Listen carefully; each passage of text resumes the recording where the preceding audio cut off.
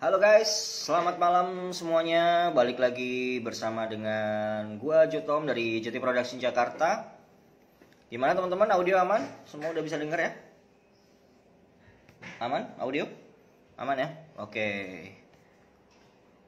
Pakai masker ya tadi. Oh iya dong, biar kinclong ya kan. Kita kan hari di endorse.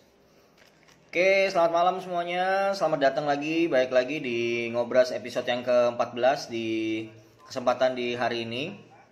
Jadi kita sekarang ada di episode yang ke-14 di Ngobras. Ngobras ini adalah ngobrol asik ya, yang udah jalan ke hari yang ke-14, asik, hari ke-14 di masa PPKM kita, karena kita mau sama-sama sama-sama belajar lagi nih. Kita mau belajar lagi gimana tentang dunia event itu sendiri. Terus kita mau sharing-sharing juga, ngasih inspirasi juga gitu kan, ke teman-teman semua gitu. Karena di kondisi hari ini kan nggak semuanya oke ya gitu. Nggak semuanya oke. Kan nggak semuanya kondisinya oke. Kita hari ini kedatangan bintang tamu yang pasti semua udah pada tahu. Di episode yang ke-14 ini kita udah pasang promonya juga. Bintang tamu kita ini adalah orang yang sudah sangat legend dan berpengalaman juga di dunia event, dan sudah melalang buana di seluruh Indonesia. Dan beliau ini sama seperti saya juga, profesinya show director, dan di kondisi pandemi hari ini tiba-tiba beliau muncul dengan satu program yang cukup unik ya gitu, program yang sangat menarik yang diberi nama Belajar Event Bareng atau BEB.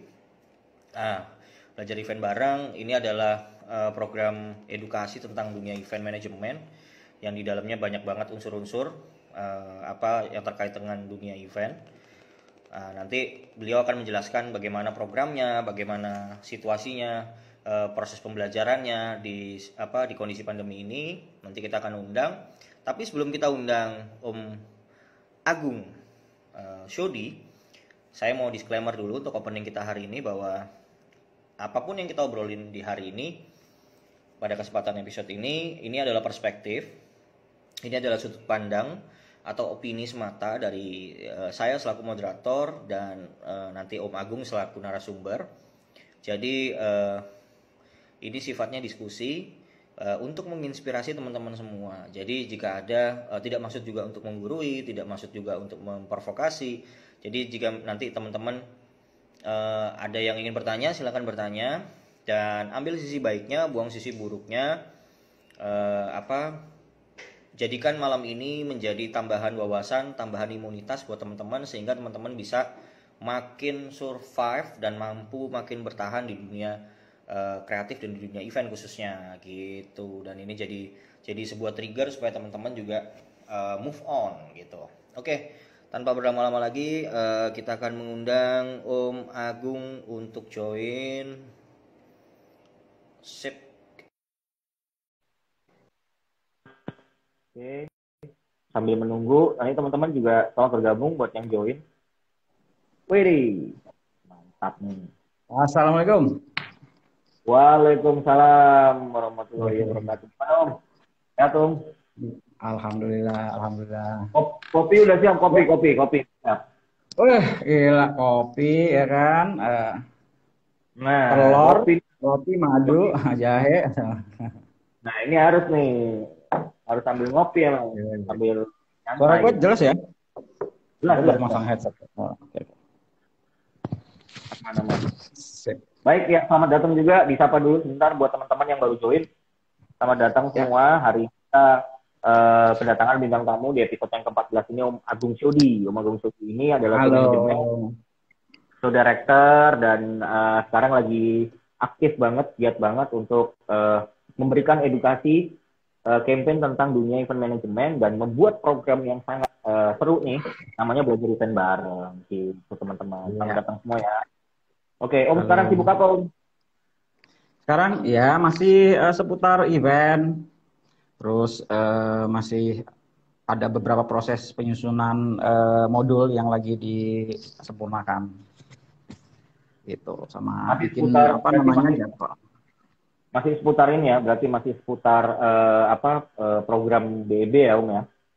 Oh ya, betul. Program BEB, program belajar event bareng. Jadi pun bareng ya. Event Yes. gimana Om sekarang? Situasi ini event gimana sekarang? Situasi sih ya yang pasti berkurang ya. Eh, Situasi saat ini banyak banget perubahan gitu ya, apalagi udah kemarin PPKM, ada PPKM darurat, lalu ke level 4 gitu ya. Ini mungkin ada level 321 nanti.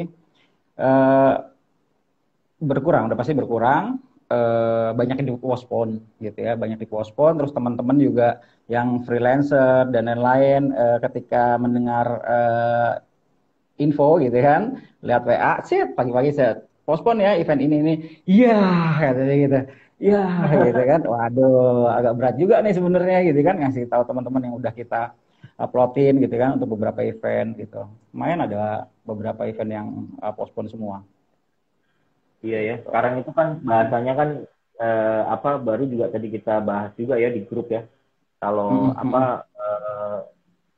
sekarang itu Hamin satu pun itu masih deg-degan gitu loh. Kita masih belum tahu gitu kan Hamin satu ini beneran jalan apa enggak nih. Kalau last minute dapat surat atau digerebek sama Uh, Satgas, itu dibilang harus postpone, nggak boleh nih zona merah. Waduh, hancur dah kita. iya. Memang ya ini sih artinya nih masa-masa yang sebenarnya justru kita nih ya selaku pelaku event ini tadinya setelah habis Lebaran kita pikir itu akan mulai ritmenya, wah ini bukan mulai terasa nih ya kan, wah habis Iya, Lebaran bakalan banyak tambahan job lagi karena mereka para klien atau banyaknya perusahaan-perusahaan yang sudah mengenal virtual event gitu kan, sehingga mereka banyak menjadwalkan program itu, ya udah kita bikin virtual deh, kita bikin virtual, kebanyakan begitu. Iya, tahu-tahu 360 derajat ya kan, dari prediksi kita, ya nama juga bukan peramal ya, bukan Mbak Yu, jadi ya plus. Nah, akhirnya terus ya sudah. Kita juga agak kerepotan di jalan ke sana sini bingung. Ada sih yang memang event yang remote gitu ya, artinya kita remote-nya dari rumah gitu, hostnya juga dari rumah. Cuma bentukannya, gregetnya, terus delivery-nya ya kotak-kotak zoom-zoom aja gitu. Jadi nggak ada sesuatu gitu loh bro. Jadi kayak kita kalau misalnya ini kita tuh cuma makelar kayak streaming, artinya kita cuma ininya doang gitu loh. benar. Greget Kita kurang nggak ya kan. ngapa-ngapain, cuma mindahin Ngapa? tayangan doang ceplok gitu. Udah, Iya, ya udah paling benar gitu, benar. itu pun cuma dapat satu, wah gitu kan, habis itu udah gitu. Ya alhamdulillah sih, emang bersyukur, cuma walaupun dapat satu tapi tetap aja kita nggak bisa make tim yang sebanyak kita kalau mau virtual yang kemarin-kemarin yang ada Iya, apa namanya, yang ada teknologinya lah gitu. iya benar. Jadi agak agak apa ya kayak akhirnya jadi kayak manual lagi ya, kayak balik lagi ke Betul basic betul. awal-awal Siap apa sistem standar gitu. ya. Om, Dan kira-kira bagi cerita dikit ya. Kita agak flashback boleh. dikit. Ini udah mulai nih, udah mulai. Ini udah mulai ya? Udah dong, udah Oh, countdown udah. ini udah countdown. Oh iya udah Ya. kandan. Oke oke. So belum ada clue dari itu tadi. Sebelum sebelum kita ngebahas tentang Hmm. belajar event Ya. bareng ya, Hmm. gue mau flashback dikit karena kan kebetulan Ya. secara background kan profesi lu sama gue kan nggak jauh beda nih, kita sama gitu kan. Jadi Ya. eh, apa eh, apa ya, kalau kita ngebahas ini itu kita kompetitor yang kolaboratif gitu ya, kompetitor tapi yang bisa sering berkolaborasi gitu. Jadi agak flashback ke belakang pada saat tiba-tiba kita lagi hype nih 2019 awal 2020, kita lagi Ya. naik-naiknya gitu kan, di banyak event gitu, tiba-tiba pada saat lo dapet kabar nih kita harus pandemi, stop nih kegiatan gitu, itu gimana Om waktu itu, apa yang lo lakuin Om? Oke. Karena ini udah mulai, sebelumnya terima kasih. Gue belum sempat opening tadi ya kan. Sebelum gue jawab, terima kasih Om JT Gue seneng banget di invite ya, dan teman-teman semua, assalamualaikum warahmatullahi wabarakatuh yang sudah gabung di akun JT maupun di akun gue gitu ya.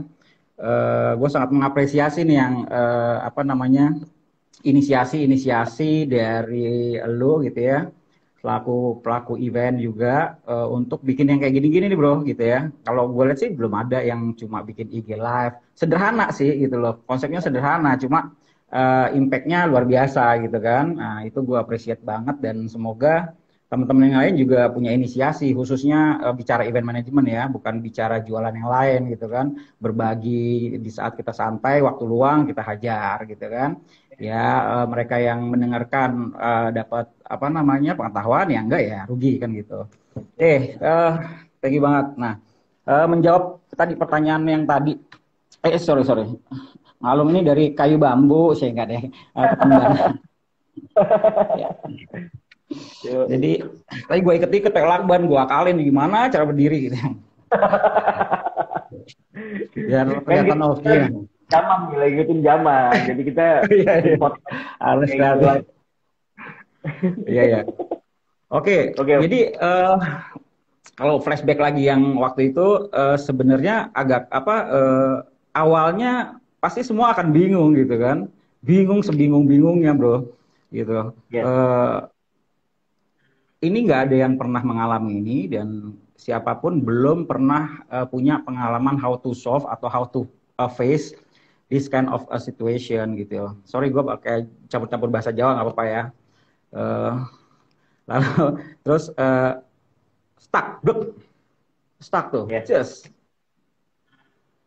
teman-teman bingung, terus akhirnya ya karena saat itu situasi udah makin kritis dan krisis ya. Terus abang gue sempat bilang ya, justru kalau misalnya kondisi krisis ya lu harus kritis gitu loh, gitu kan, harus kritis sehingga nanti lu akan bisa kreatif. Oke, dari kata-kata itu ya gue ini juga ya, benar juga, akhirnya kita ngumpul nih anak-anak tukang-tukang udah mulai pulang kampung bro gitu kan. Tukang-tukang yang biasa kerja offline gitu ya, udah satu-satu semua akhirnya kita lepas bendera, kita gabung, kita ngomong, kita ngulik, dan kita baca situasi sih gitu loh. Terus apa Zoom gue juga belum tahu waktu itu Zoom gitu kan, karena memang niat kita dan dikasih opportunity sih sebenarnya. Jadi ketika kita udah ngulik, kita udah mulai tahu beberapa platform gitu ya. Gua nggak tahu Zoom, tapi kita pelajarin Lark, terus kita pelajarin Meet Me, pelajarin M-Teams, pelajarin Zoom, pelajarin satu lagi apa live apa gitu deh gitu ya. Sampai segitunya. Terus pas kita sudah agak sedikit paham, ada opportunity, opportunity ditantang sama salah satu perusahaan BUMN untuk bikin rakor secara virtual, gitu ya. Akhirnya ya udah, intinya sih saat itu anak-anak, walaupun kondisi ya, gue juga mengapresiasi teman-teman event yang lain masih mau swifting untuk berjualan gitu ya. Gue lihat juga lu dagang awalnya gitu kan, tapi it's okay bro, itu nggak menjadi masalah gitu ya, selama ya itu hidup lah ya, kita harus, laki-laki kita juga harus nyari kan. Iya dong, artinya jangan kan lo, gue juga begitu gitu kan. Gue sampai dagang makanan juga, akhirnya ada beberapa catering, cuma kok passion gitu ya, passion itu pingin hajarnya ke sana gitu. Iya. Terus gue waktu itu sempat nggak aware tentang digital marketing gitu ya, nggak aware tentang how to make income from digital dan internet gitu kan. Agak cuek aja gue saat itu. Tapi di situ malah justru ngebangun aware gue, wah gimana caranya gue bisa dapat pendapatan juga, tapi masih berhubungan dengan ilmu gue dan passion gue. Tapi yang pasti gue nggak harus jadi chef koki masak gitu ya, tapi gue tetap bisa ngembangin ilmu gitu yang ada.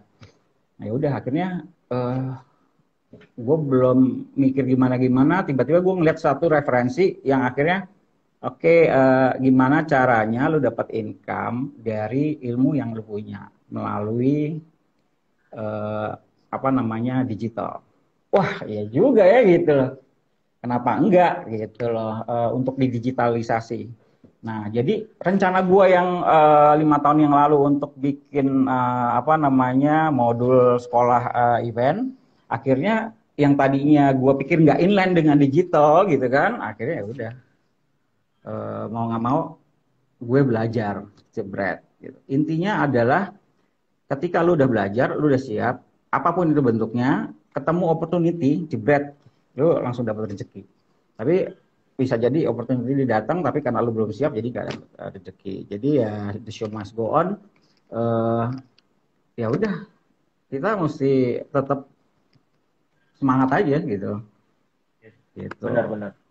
Jadi waktu itu memang pilihannya kan sulit ya pas COVID itu. Ada yang bertahan, ada yang akhirnya Betul. pivot.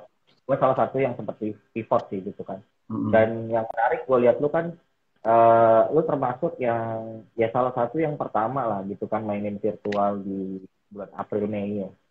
Yang Iya, pada saat Mei itu gue. Maret kan. pandemi, April ngulik, Mei pas puasa. Langsung Pas cedek. puasa. Yes, virtual. Akhirnya gue pakai Faisal tukang kayu, Mahakarya studionya. Ke sana gue, sekarang Mahakarya udah bubar ya. Malah pivot ya Terus, sekarang. iya, dia jualan koi sekarang. Oh Nah, iya. tapi konsepnya masih ngebaca gue. Jadi kita nih sok nerima tantangan aja gitu kan. Serunya adalah anak-anak kayak misalnya tukang listrik, tukang lampu gue gitu ya.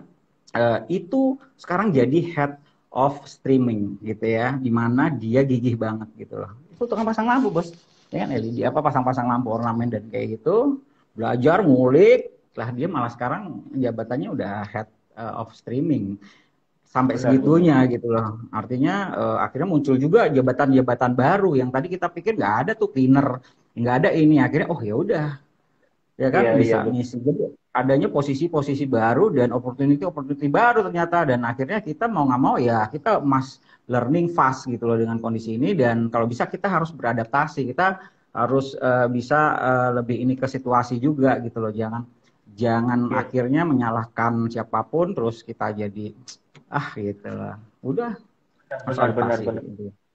Bener sih, itu gue juga sempat berpikir di arah yang sama gitu ketika di bulan-bulan apa ya, gue kan baru rilis studio itu Agustus. Jadi pada saat Hmm. bulan Juli itu lagi di titik stres gue gitu. Jadi yang benar-benar gue ngerasa ini gak gerak nih gue gitu kan. Gue orang event tapi Hmm. yang lain pada event gue enggak gitu. Nah, Hmm. disangka orang-orang dipikirnya gue udah pivot gitu, dipikirnya gue udah gak main event gitu kan. Nah, padahal enggak, memang karena gue gak dapet opportunity-nya kan gitu. Dan akhirnya memang Iya. kita harus menciptakan opportunity sendiri gitu kan. Pada akhirnya gue bikin Betul betul. studio, trial sama tim, dan gue bilang juga sama kayak lu sampaikan ke tim lu gitu bahwa di hari ke depan itu nggak bisa. Terus itu paling cuma kebutuhannya satu orang gitu loh. Nah, terus yang anak-anak state yang lain gimana gitu kan kalau lu nggak mau nyobain. Betul. Iya, dan memang benar akhirnya industri hari ini, khususnya di event, itu jadi migrasi ya. Kalau kita nggak mau upgrade, ya kita akhirnya nggak akan bisa nggak akan bisa bertahan gitu. Jangankan kita mau sukses gitu, survive aja belum tentu kan gitu. Iya. Gitu kan. Jadi, Gue sepakat betul. itu. Jadi gimana gimana? Ya, gue sepakat itu. Iya.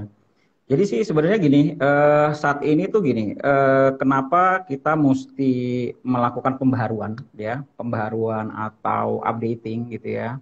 Ini salah satu yang kita sebut itu istilahnya jurus ya, artinya fondasi kenapa kita mesti sekarang punya jurus, ya, jurus adaptasi gitu ya, jurus-jurus saktinya. Nah, kenapa mesti diperbaharukan semua gitu kan? Termasuk dengan ilmu eventnya bro, gitu ya. Ini balik lagi ke BEP ya kan. Eh, ada hikmahnya di pandemi ini membuat kita punya waktu untuk diri sendiri dan lingkungan terdekat gitu ya. Yang selama ini mungkin kita nggak bisa melakukan itu gitu lah. Kita bisa melakukan ini dan akhirnya kita bisa mendekatkan lagi kepada yang Maha Kuasa, terus mungkin banyak orang yang bisa mengintrospeksi terus mencari opportunity, berpikir gimana gimana, akhirnya dapat ini itu terus dikasih jalan, nah kayak gitu kan. Nah hikmahnya ada seperti itu. Nah gue berpikir juga sama. Awalnya apa ya? Oh ya udah berarti kalau adaptasi kita mesti memperbaharukan kondisi. Karena gue mau nanya ke siapa? Lu juga pasti mau nanya ke siapa anak event yang udah pernah punya pengalaman pandemi nggak sebelumnya? Gitu kan? Udah ada yang pernah ngalamin gini nggak? Nggak ada kan gitu loh. Maksudnya nggak ada. Terus akhirnya ya kita nulis pengalaman sendiri gitu loh atas perjalanan kita, sehingga ketika mau nulis ya gue akhirnya karena gue adalah basicnya planner gitu ya, strategic planner, jadi segala sesuatu gue mau coba rencanakan gitu, mau gue analisa dan lain-lain. Akhirnya berarti harus ada updating tuh gini, updating dari segi ilmu itu gue dapat setelah beberapa kali start event virtual di bulan Mei. Alhamdulillah kita juga nggak nyangka ternyata ada yang mau nyuruh kita bikin virtual, dan gue nggak pakai Zoom saat itu. Gue nggak pakai apapun. Gue nyawa orang IT untuk bikin website conference. Gokil nggak lo? Iya. Nggak pikir Zoom coba. Platform Iya. sendiri, kita kasih referensi begini ya. Gue waktu itu ngelihat namanya meetme ya. Kita nggak pakai aplikasi, kita pakai web. Gua coba cek, gua coba kontak meetme, kok mahal bener gitu kan. Waduh, akhirnya udah kita bikin aja deh gitu kan. Ini cuma 25%-nya nilainya kalau kita bikin. Kita hunting orang IT, kita challenge, untungnya orangnya enak. Kita bikin tuh ya kan. Dan itu kita udah seneng banget bro, ya kan. Saat itu gitu. Walaupun kalau sekarang gue cerita, wah kita pada ketawa deh gitu ya. Kita bikin platform itu. Dan itu eventnya Telkom gitu ya. Eventnya Telkom sendiri nggak punya platform saat itu. Ya kan nggak punya bro. CloudX belum ada gitu kan. Yang CloudX kan sama kayak Zoom, belum ada. Jadi, wah oke gitu loh. Akhirnya ya sudah, kita coba bikinin gitu kan. Alhamdulillah agak jago IT-nya gitu ya. Gue senang banget bisa. Tapi tampilannya ya masih 360 pixel gitu ya, nggak bisa HD, tapi yang penting bisa jebret, kita setup, nambah bandwidth, kita setup, setup keringetan semua tuh ya kan, kita coba ini coba itu. Kalau sekarang bisa dipin ya kan, kita sekarang bisa highlight atau pin spotlight ya kan, waktu itu kan nggak tahu gitu ya. Nah ini gimana caranya mengumumkan A, B, C untuk udah pokoknya waktu itu kita bikin platform yang kaku banget, tapi alhamdulillah dari situlah startnya. Kalau kita nggak di-challenge, kita nggak mungkin bisa makin mengerti tentang sistem gitu loh. Akhirnya start di situ bro, alhamdulillah. Jadi andai kan kita nggak siap, sama nih teman-teman jangan berpikir hoki itu cuma good luck, cuma luck gitu ya, cuma keberuntungan. Andai kan waktu itu tim gua dan gua nggak siap, lalu ada opportunity datang, tetap nih nggak bakal bisa nyangkut rezeki ini atau ya nggak. Tapi karena kita udah siap, terus ada ketemu opportunity, ya jadi kesiapan dan kesempatan ketemu itulah keberuntungan sebenarnya. Gitu. Seperti itu. Jadi ya mungkin lu juga sering mengalami seperti itu ya, dapat opportunity yang lu sendiri udah siap. Nah kayak gitu. Akhirnya udah di bulan Mei 2 minggu setelah itu 10 hari setelah itu dari DWS, lalu ada pokoknya grupnya Telkom juga dari DWS direferensiin untuk ke anak perusahaan yang lain, grup perusahaan lain. 10 hari kemudian bikin lagi di tempat yang sama. Wah, alhamdulillah banget loh. Wah, jadi harga juga kita masih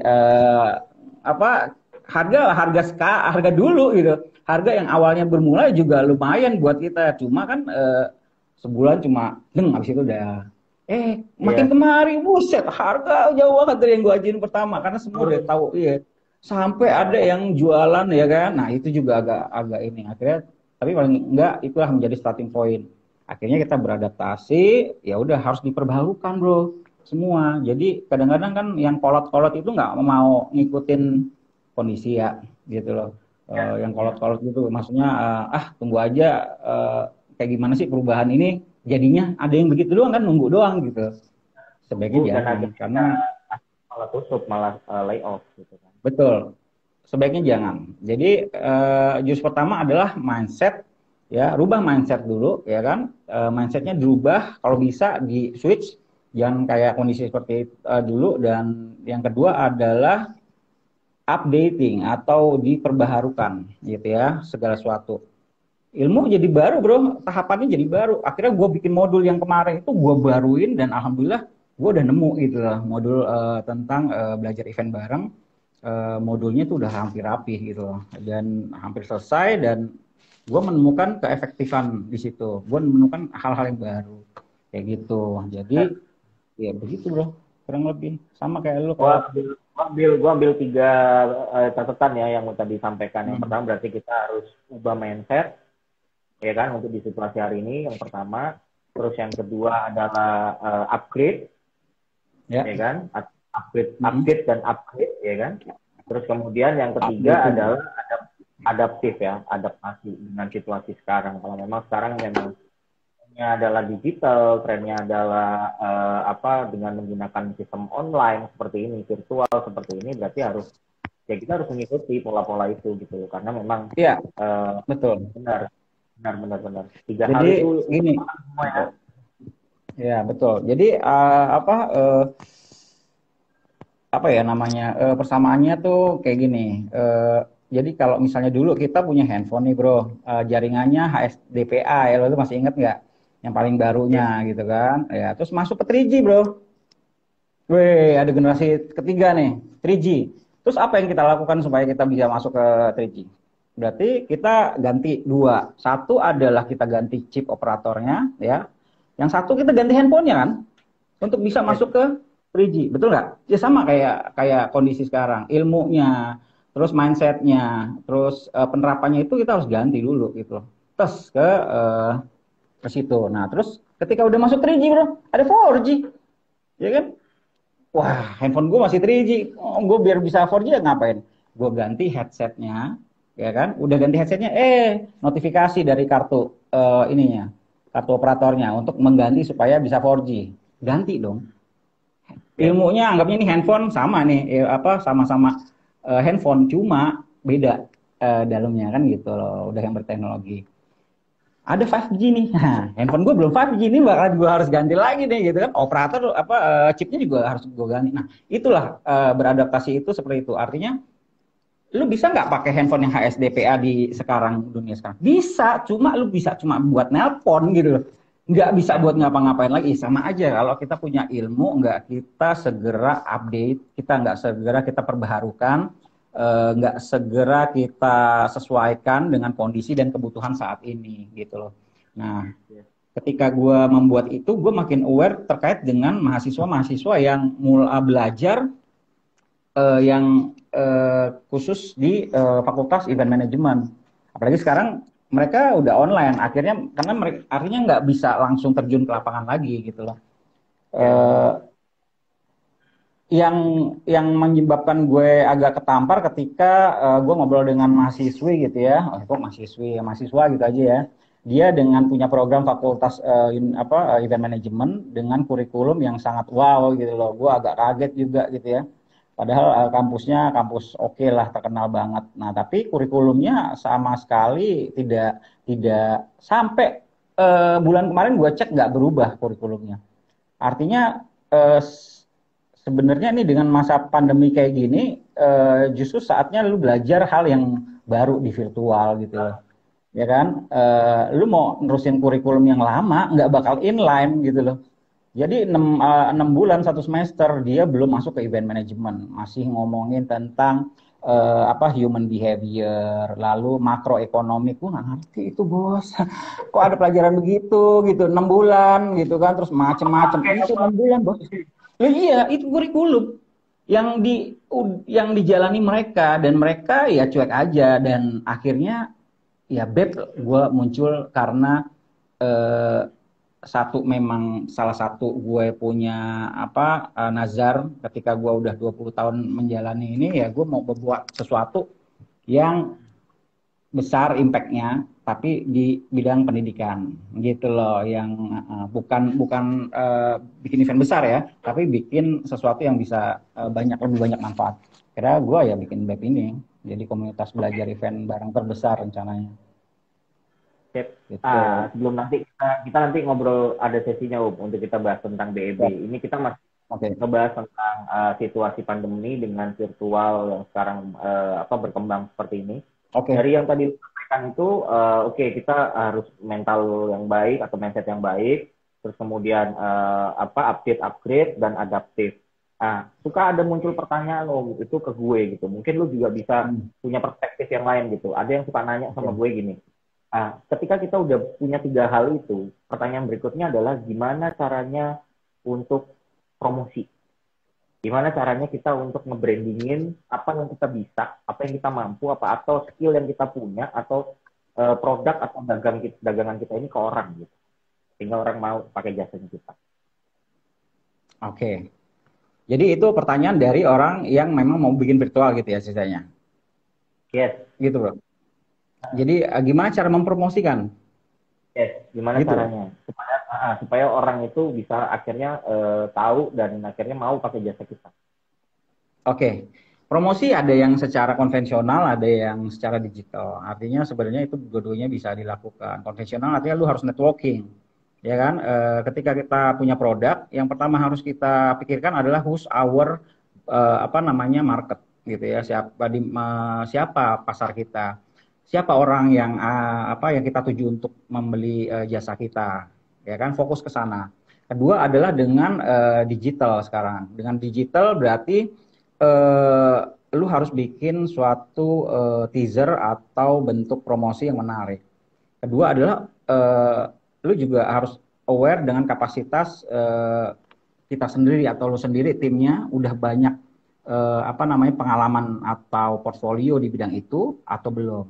Nah, kalau misalnya belum berarti ya lu kudu tandem atau kolaborasi dengan agency atau IO atau apapun gitu ya. Jadi lu bisa menghajar dua, yaitu lu bisa berpromosi di agency. Kalau di luar nyebutnya agency, IO itu agency. Kalau satu lagi adalah langsung ke produk, ke klien. Ya, lu mau dengan networking, silaturahmi by WA ataupun secara digital, berarti lebih luas. Nah, orang akan make siapapun kalau memang ternyata dia itu performance-nya baik, kualitasnya baik gitu. Banyak yang promosinya gede-gedean, jebret tapi hasilnya jelek, ya sudah, sekali aja bos gitu ya. Artinya harus banyak faktor yang harus untuk berpromosi gitu. Jadi jangan memberikan janji juga yang terlalu lebih kepada audiens, padahal hasilnya ya kan banyak juga kan yang di promosi itu udah kena itu gitu. Iya, jangan overconfidence juga, artinya realistis, terus jaga hubungan baik, networking gitu loh. Itu salah satu promosi konvensional ya kan. Gitu sih sebenarnya. Nah, ini ada yang join nih, ada Umboy 86 Production nih.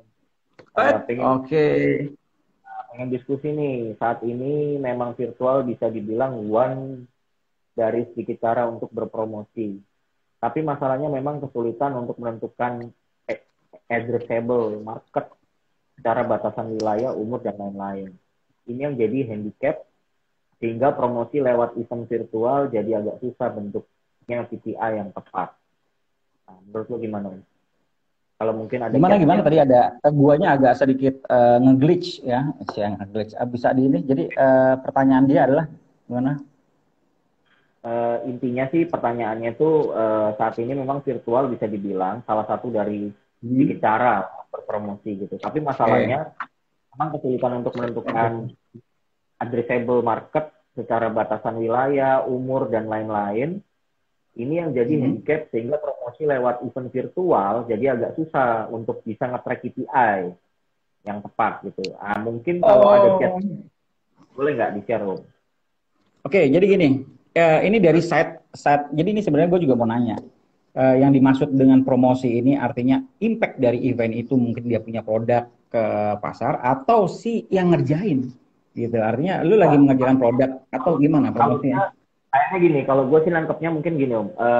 Kalau kita kan event offline itu kan ada on ground ya, activity on ground yang akhirnya ngebuat dari set promosi si brand itu atau produk itu jadi ada engagement kan sama si Berarti ini dari sisi brand, dari sisi impact brandnya ya. Oh itu maksud gue perlu tahu itu. Berarti brand ya, oke, paham. Nah untuk nge-track KPI-nya gimana? Oke, berarti tadi pertanyaan lu yang pertama itu sebenarnya promosinya promosi si vendor, kita sebagai vendor atau sebagai brand juga? Beda kan? Ini brand berarti. Oke. Gue takut gue salah ini. Oke. Yes. Sekarang gimana caranya biar kasih impact yang besar? Jadi gini, satu brand itu kadang di virtual itu melimpahkan banyak ekspektasi kepada IO, agency. Padahal sebenarnya kita bisa mengeduket mereka batasan mana. Jadi gini, kan ada brandcom ya, ada brand communication, ada marketing communication. Mereka juga seharusnya punya program yang inline dengan event. Tapi kalau dibebankan ke event tok gimana cara membuat ini jadi besar, sebaiknya itu dipilih dulu. Tujuannya apa? KPI-nya itu mau apa? Supaya jangan KPI-nya brandcom atau strategic marketingnya dia dilimpahkan di event. Gitu. Kan itu beda ya bro, artinya gini, bro ini gue bikin event, tapi gimana cara impact-nya besar sekalian, gitu kan. Gue tapi promo gue nggak bisa banyak juga bro, gue berharap event ini yang bisa jadiin promo. Nah, banyak juga yang begitu kan. Pokoknya biayanya jangan bikin event yang bagus, yang penting murah. Banyak juga seperti itu. Tapi gue mau nih big impact, gimana caranya kita di brief tuh rata-rata nih gimana nih caranya supaya masyarakat jadi tahu setelahnya atau pas event itu banyak yang ya kita tinggal kasih pengertian juga sih ke brand. Artinya gini, tugas kita melaksanakan virtual event, ya kan? Justru tugas kita adalah mendeliver message program besarnya perusahaan dan brand tersebut. Kalau kita dilibatkan dari awal, mungkin kita bisa membuat strateginya gitu. Tapi kita dilibatkan kadang-kadang ada yang cuma di hari H, menjelang hari H, pokoknya event aja, event launching atau press con. Dah, kadang-kadang suka gitu kan? Atau apalah gitu, on ground sekali aja gitu, sama seperti itulah. Nah, kalau gue akan balik lagi ke nanya ke brand itu, bro. Kalau KPI kita disebutkan bagi gue nggak masuk akal gitu ya, oh ini bukan bagian part gue gitu. Tapi kalau mau seperti itu boleh, tapi nggak bisa sekali eventnya misalnya. Lu harus punya media promosi yang besar, lu harus punya community base yang besar. Kalau lu mau bikin eventnya, lu harus bikin beberapa series misalnya.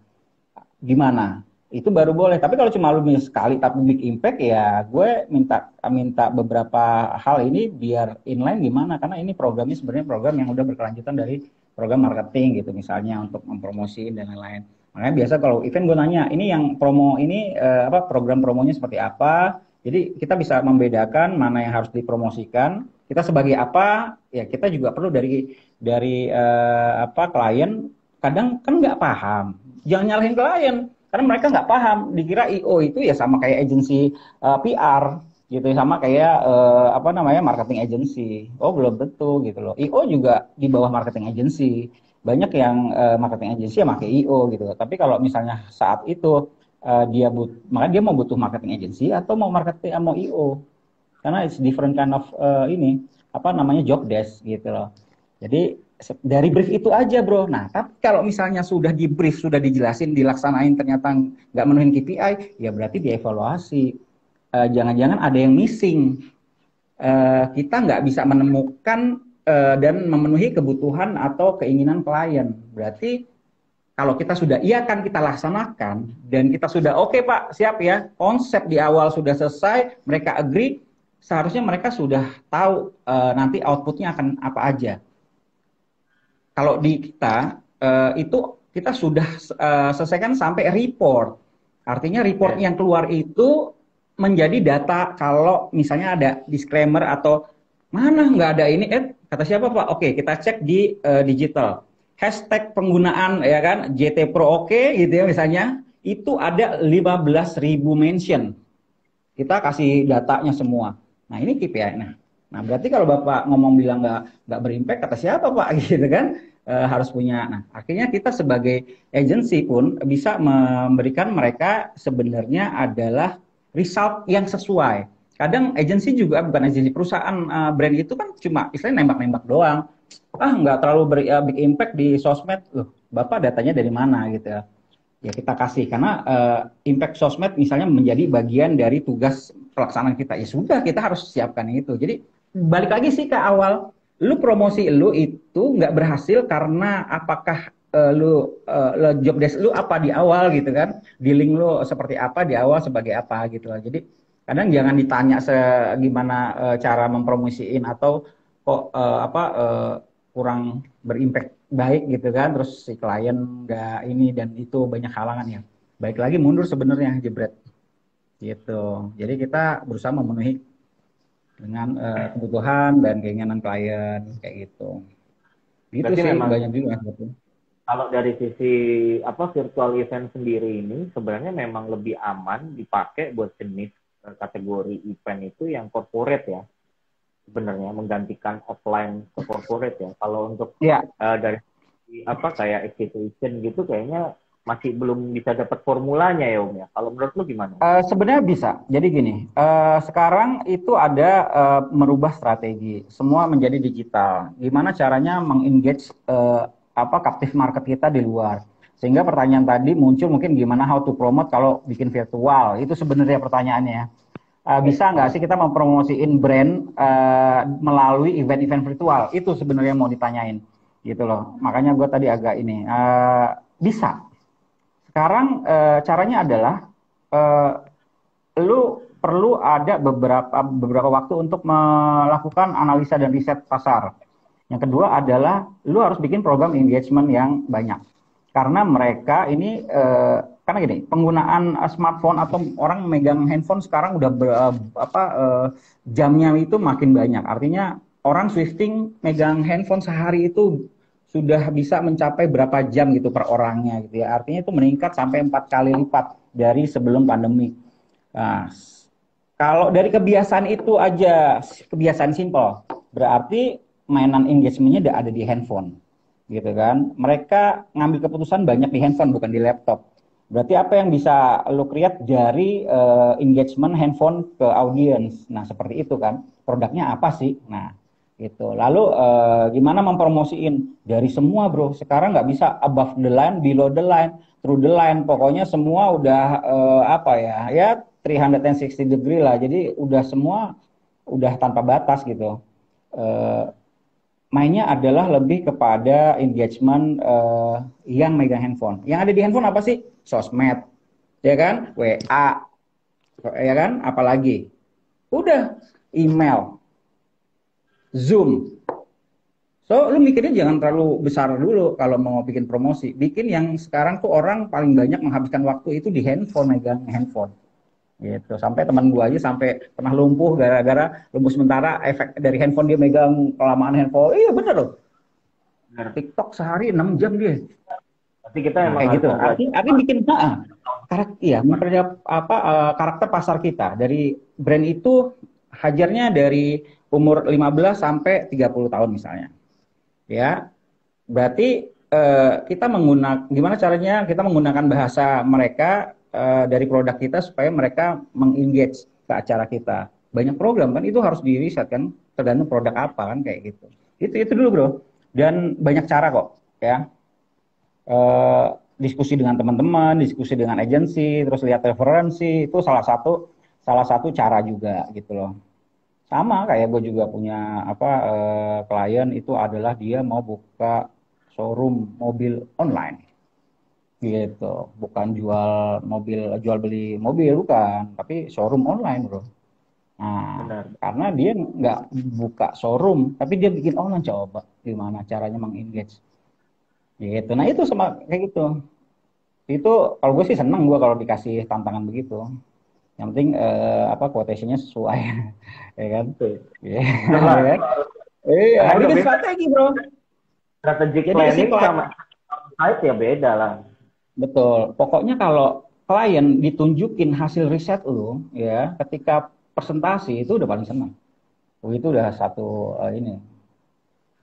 Benar, benar, Terus benar, benar. iya, engagement lu itu berdasarkan hasil riset. Lalu apa di dalam promosi itu lu langsung bikin KPI sendiri.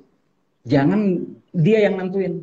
Ajuin nih, gue bisa berani misalnya cuma 10.000 pieces ya untuk 1 minggu atau untuk event itu. Di luar itu kita nggak sanggup karena kita sudah menakar. Jadi artinya bukan kita nggak mau menerima challenge. Kalau diminta 50.000, sorry, apa namanya kita nggak bisa, nggak berani. Tapi yang paling rasional saya cuma bisa 10.000 Bu, gitu loh. Produk ini laku terjual atau gimana lah atau gimana. Nah gitu, artinya kita sendiri juga kadang-kadang harus menakar dan kan banyak tuh, bro ini lu kerjain tapi target lu ya sekian loh. Gitu. Wah banyak banget deh, aduh ya kita kasih feedback, kita hanya bisa sekian kalau dengan seperti ini. Gitu. Dan gue biasanya selalu gitu sih artinya. Jadi ya jangan ngada-ngada juga, kadang-kadang klien kan cuma ngomong blast ya, yang penting bisa nggak lo gitu. Padahal rata-rata IO juga banyak yang cuma iya aja. Pas sampai rumah mikir, ih banyak juga ya bro. Iya gitu, dan masih untung sih, maksudnya artinya di situasi hari ini mungkin dari sisi side brand pun juga mereka masih ya itu ya, mungkin pertanyaan Boy artinya mungkin Boy mengalami di situasi kliennya karena kebetulan Boy ini ada di Surabaya, jadi mungkin kalau Surabaya kan mungkin kanwil ya atau misalnya cabang gitu kan, jadi area gitu kan nyebutnya. Jadi satu mungkin dia dapat program turunan, tapi setelah itu terus teman-teman yang ada di lokal area ini mentok nih gitu kan, terus akhirnya mungkin brainstorm lah sama lokal partner gitu kan dengan yo lokal, kira-kira gimana ya bro gitu bisa ciptain engagement di tengah situasi virtual event ini gitu loh. Tapi so far gue sih mikirnya gini Om, kita itu masih bersyukurnya adalah karena sama-sama kita masih belajar antara kita dari set vendor dengan si pemilik brand gitu kan. Jadi mereka itu nggak pernah target, gue belum pernah nih nemuin satu kasus event yang dimana mereka itu target viewer gitu. Karena rata-rata kan listing invitation itu kan dari mereka ya gitu kan, bukan dari kita gitu loh. Tapi one day mungkin ketika ini virtual akan berjalan sampai tahun-tahun berikutnya, bisa jadi tahun-tahun berikutnya itu akan ada target KPI gitu tuh ke IO gitu kan. Kira-kira kalau gue bikin dapat kayak gitu. Udah dapat kayak gitu. YouTube ya, kalau YouTube harus berapa viewernya? Terus aplikasi waktu itu Pertasio ya. Nah, ini menarik nih, menarik nih. Gimana? Waktu itu gimana? Viewers, bro. Karena jadi salah satunya adalah target waktu itu sempat belum tercapai karena mereka menggunakan aplikasi, lalu live-nya di aplikasi dan ada beberapa orang-orang daerah agak kesulitan gitu kan.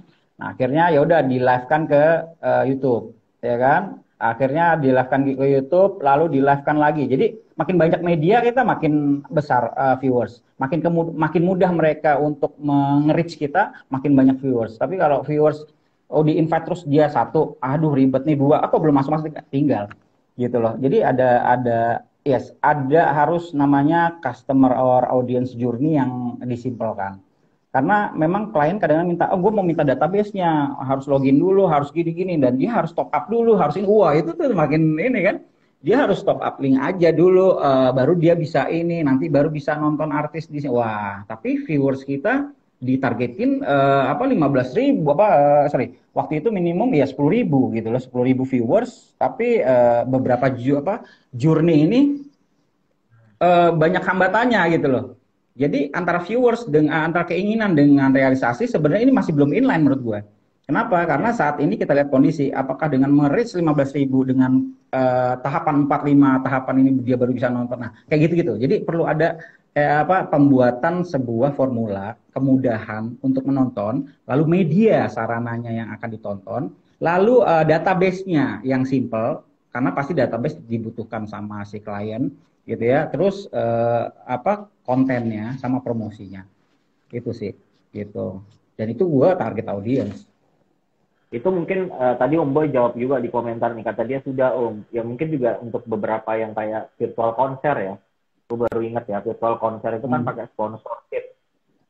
dan engagement program kayak perusahaan rokok atau segala macam itu kan biasanya menggantikan tiketing dengan traffic audience gitu kan, dengan viewer. Ya itu udah mulai berjalan berarti kan ternyata. Nah ini yang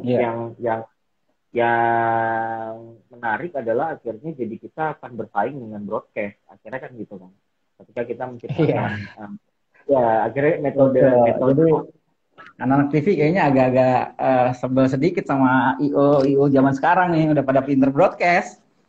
benar. Iya. Kalau dulu kita minta tolong anak TV kan, weh ini anak mana nih, anak trans anak weh deh kerennya gitu kan. Sekarang kita udah tahu ilmunya, mereka agak, aduh gimana kita udah nggak dipakai lagi nih gitu. Benar. Udah pada bisa juga.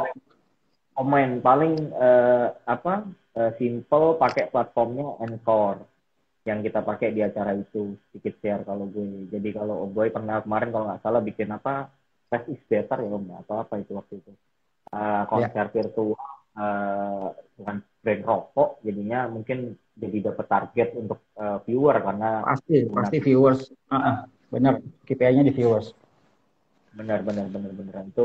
Ya itulah maksudnya akhirnya jadi kita juga akhirnya jadi belajar lagi kayak yang tadi Om Agung sampaikan gitu loh, bahwa kita harus track analisis juga dari sisi digital ya gitu. Berarti kita harus benar-benar juga ngecek apakah artis yang kita undang atau konten yang kita develop itu bisa ngebawa traffic apa enggak. Itu kan juga jadi salah satu sekarang pekerjaan yang harus dipikirin teman-teman IO nih atau teman-teman agency nih gitu loh. Banget. Ya kita udah kayak TV sekarang.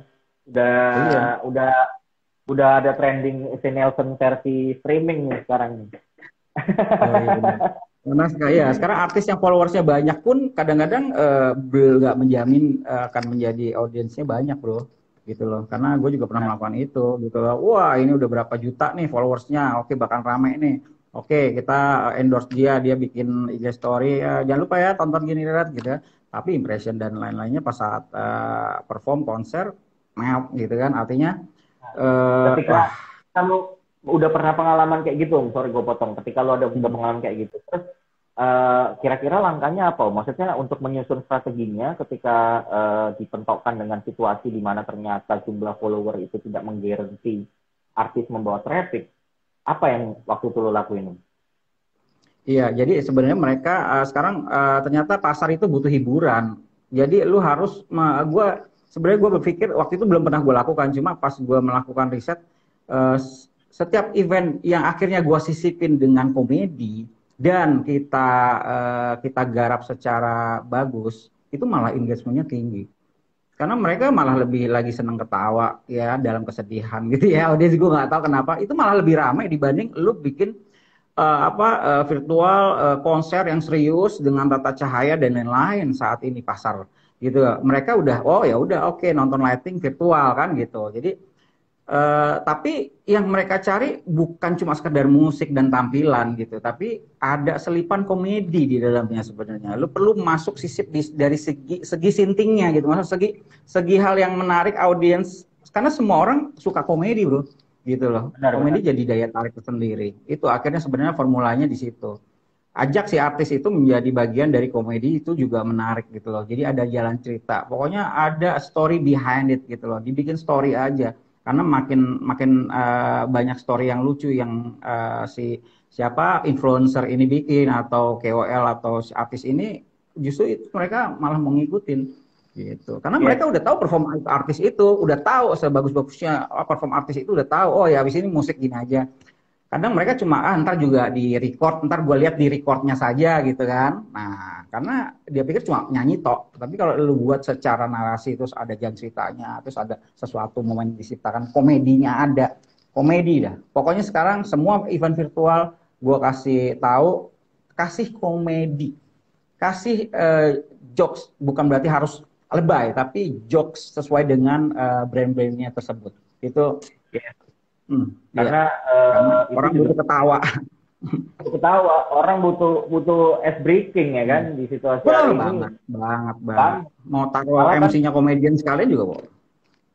Bener, malah kan sekarang kalau kita perhatiin teman-teman kita status WhatsApp-nya aja yang dulunya banyak apa status jualan apa segala macam. Sekarang malah statusnya itu potongan-potongan video TikTok gitu kan, komedi-komedi yang lucu-lucu gitu kan, karena Iya, apa ya sekarang orang lagi pada butuh hiburan gitu, nggak cuma betul. sekedar sesuatu yang serius gitu Iya, kan.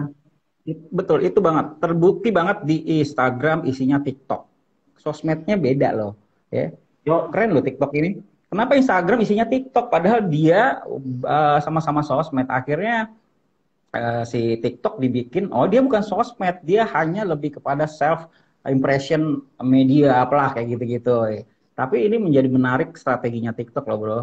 Kenapa hiburan itu akhirnya memenuhi semua konten Facebook dan Instagram? Lu buka Instagram TikTok lah, kok bisa TikTok ada di Instagram? Kepikiran nggak tuh strateginya? Mana mungkin benar. sekarang Facebook ada di TikTok, ayo. Iya, Sorry. benar, benar. Loh iya, ya kan? IG ada di mana? TikTok nggak mah, nggak ada. Nah, Iya. gitu. Makanya TikTok sekarang Brand wars brandnya bagus gitu loh ya kan, jadi iya, membuat orang dia merisetnya lama bro, 5 tahun katanya. Gue emang baca, oh iya benar. Ih gila, dia meriset itu 5 tahun sebelum si TikTok itu di launch. Dia belajar human behavior, dia kebutuhan saat ini sampai wah. Kalau baca story-nya bagus. TikTok itu ya memang dia bener-bener ya setiap sosmed punya ini beda-beda ya, apa punya touching bisnis yang berbeda dengan pendekatan marketnya. Tapi menurut gue yang menarik yang kayak lo tadi sampaikan, memang TikTok ini ngebawa satu tren baru yang dia bener-bener ya itu human behavior-nya dia pelajarin banget gitu loh, buat setiap orang itu pengen narsis gitu. Jadi penarsisan orang inilah yang diangkat sama dia dengan fitur-fitur yang ada di TikTok itu yang ngebuat TikTok itu sekarang jadi apa ya, kalau bisa dibilang sekarang jadi leading market di sosial media ya, karena Iya, orang masih hampir nganggapnya itu sosmed. benar karena nggak cuma masuk di segmen milenial ya, tapi di milenial pun akhirnya sekarang yang tadinya orang TikTok itu cuma buat milenial gitu kan, karena awalnya TikTok itu orientasinya lebih ke joget-joget segala macam gitu kan. Nah, Iya. cuma sekarang kaum milenial dan kaum baby boomer gitu ya, kaum kolonial juga akhirnya ngikutin gitu loh, punya TikTok juga gitu Oh kan, iya, mamain bener.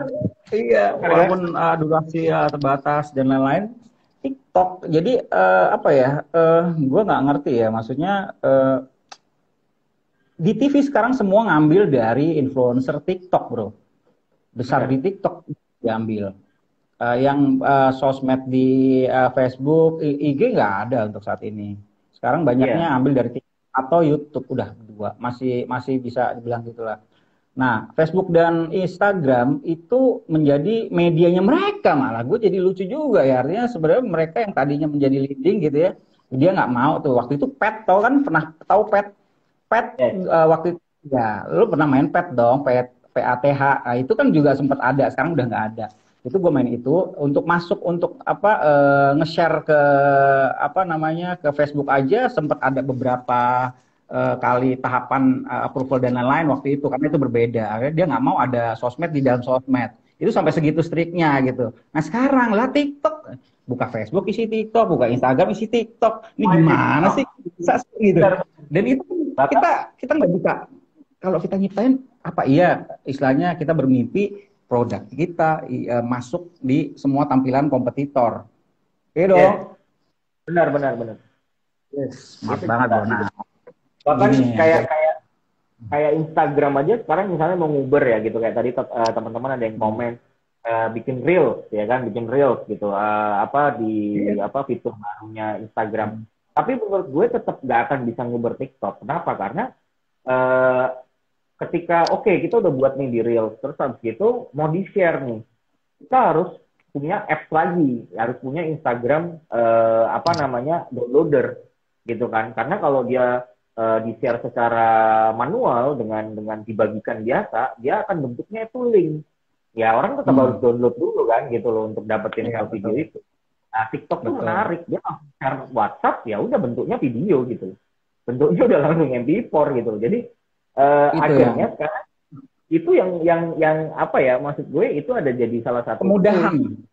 kemudahan. Kemudahan Benar. Ya, itu salah satu apa namanya orang mau menggunakan itu adalah kemudahan. Jadi kadang-kadang kita juga harus kasih tahu klien harus membuat semudah mungkin untuk audience journey-nya untuk masuk ke event kita gitu loh. Kadang ada yang mau ini, mau itu, udah jangan belibet ya gitu ya. Mending dia masuk dulu baru nanti untuk datanya berikutnya baru kita pikirkan gitu loh. Itu berpengaruh sama yang tadi target audience itu loh. Jadi Benar. kalau kurang berarti ada apa nih gitu loh. Terus kalau memang targetnya banyak berarti kita harus mempersiapkan apa nih? Platformnya harus banyak kah atau ada strategi lain kah atau itu baik. Perlu ada riset di awal setiap kali kita mau bikin apa-apa itu aja sih yang penting.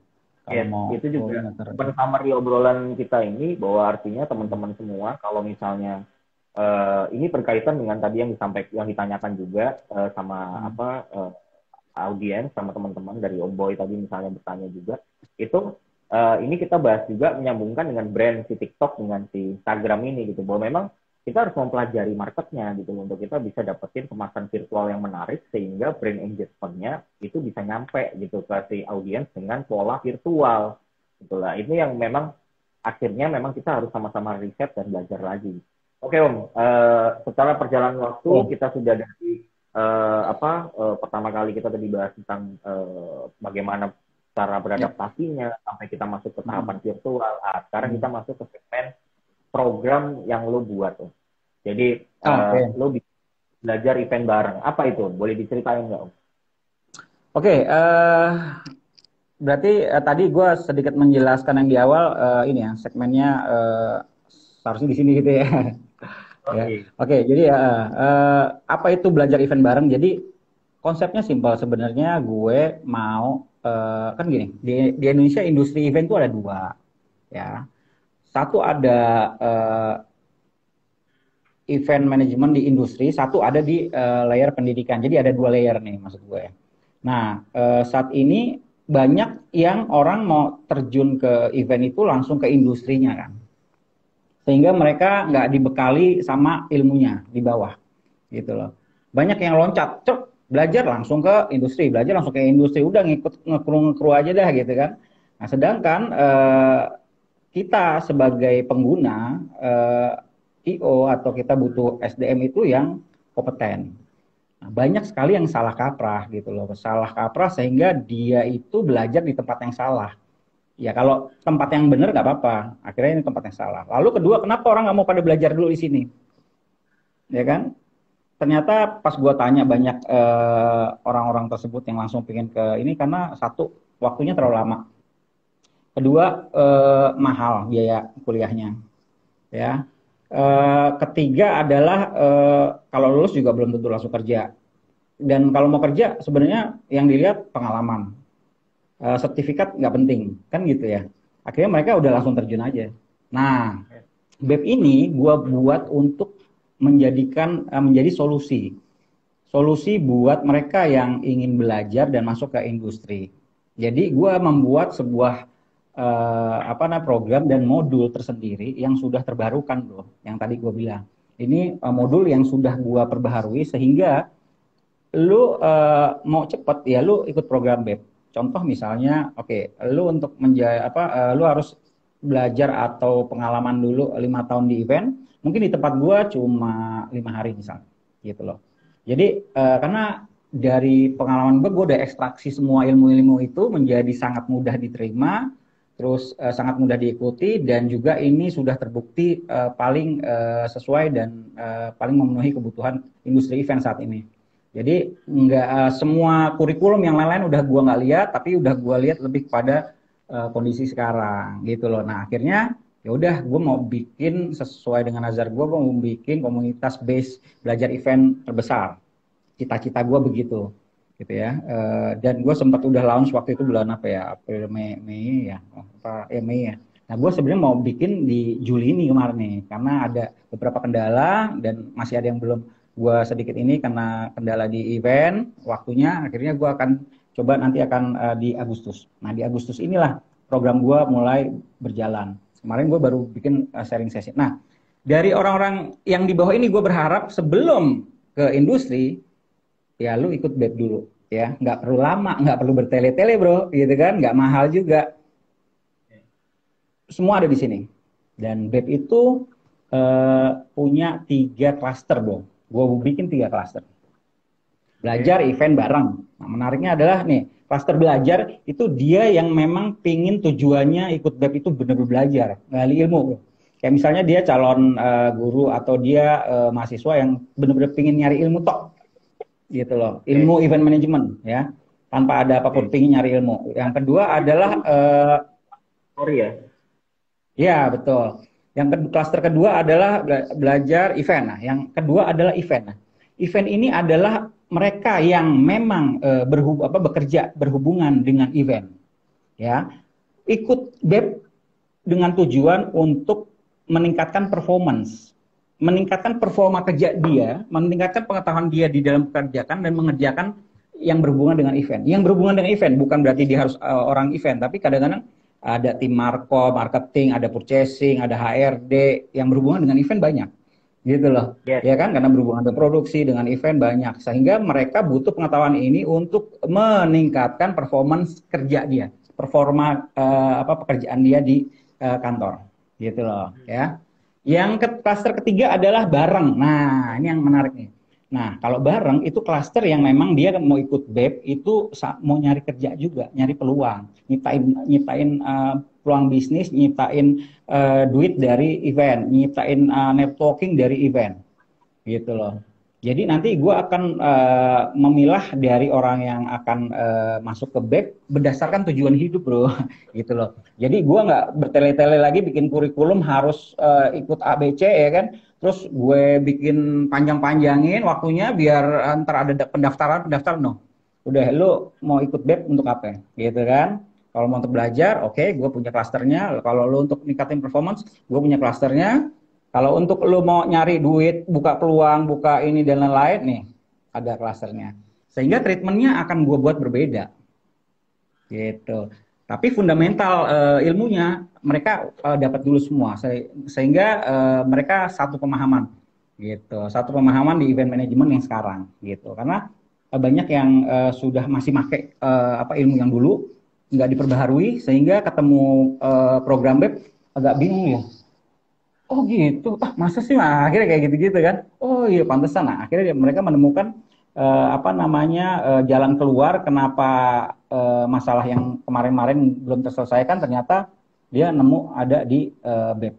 Oh begini, karena ini. Nah, gue juga kaget gitu loh, menemukan reaksi-reaksi mereka, dan ya sudah, mendingan gue sendiri pun kadang gue nanya dulu, mendingan lu perbaharui dulu, jangan-jangan yang lu dapat dulu itu belum tentu bener. Ya kan, belajar bareng aja di sini, gitu kan. Jangan-jangan lu waktu itu belajarnya penerapannya, ilmunya bener tapi penerapannya salah, misalnya kayak gitu. Ya kayak gitu-gitu. Jadi di sini lu nggak perlu 10 tahun untuk jadi kelas manager, atau lu perlu 5 tahun dulu baru enggak. Ya lu 5 tahun ya di sini bisa belajar 5 hari selesai, gitu kan. Dan balik lagi ke mindset, ketika udah masuk BEP ya, lu di sini adalah sebelum lu ke industri lu belajar dulu, dan gua akan kasih tahu lu caranya. Jadi gua akan kasih tahu lu ilmunya, dan gua ajarin lu caranya. Karena orang nggak bisa melakukan itu karena mereka kan nggak tahu ilmunya dan nggak tahu cara mengimplementasikan ilmu, sehingga mereka terjun ke industri ya ngikut aja, gitu kan. Nggak tahu ilmunya, nggak tahu caranya, ngikut belajar, lihat, ternyata yang dilihat juga belum tentu benar, gitu kan. Akhirnya ngeblunder tuh semua. Blunder semua, bro. Kadang-kadang kru logistik dia di tren jadi apa, ya kan? Terus runner itu jadi apa? Gua agak bingung gitu. Wah, kok ini berantakan gitu. Jadi akhirnya gue mau ngebangun ini dengan yang benar. Bukan yang lain, gue anggap yang lain salah, enggak. Tapi kebutuhan saat ini yang gue anggap itu adalah kayak gini yang paling mudah, dan kayak gini yang paling efektif, gitu loh. Sehingga modul gua ini, modul udah selesai, cuma tinggal di finishing, gitu ya. Dari modul dari 5 tahapan ini fundamental event management. Ini event management ya, bukan manajemen ya. Nah, jadi event management artinya dia melakukan gua memberikan ilmu belajar dari 5 tahapan event management secara keseluruhan, gitu. Dari mulai planning, ya kan, preparation. Kenapa?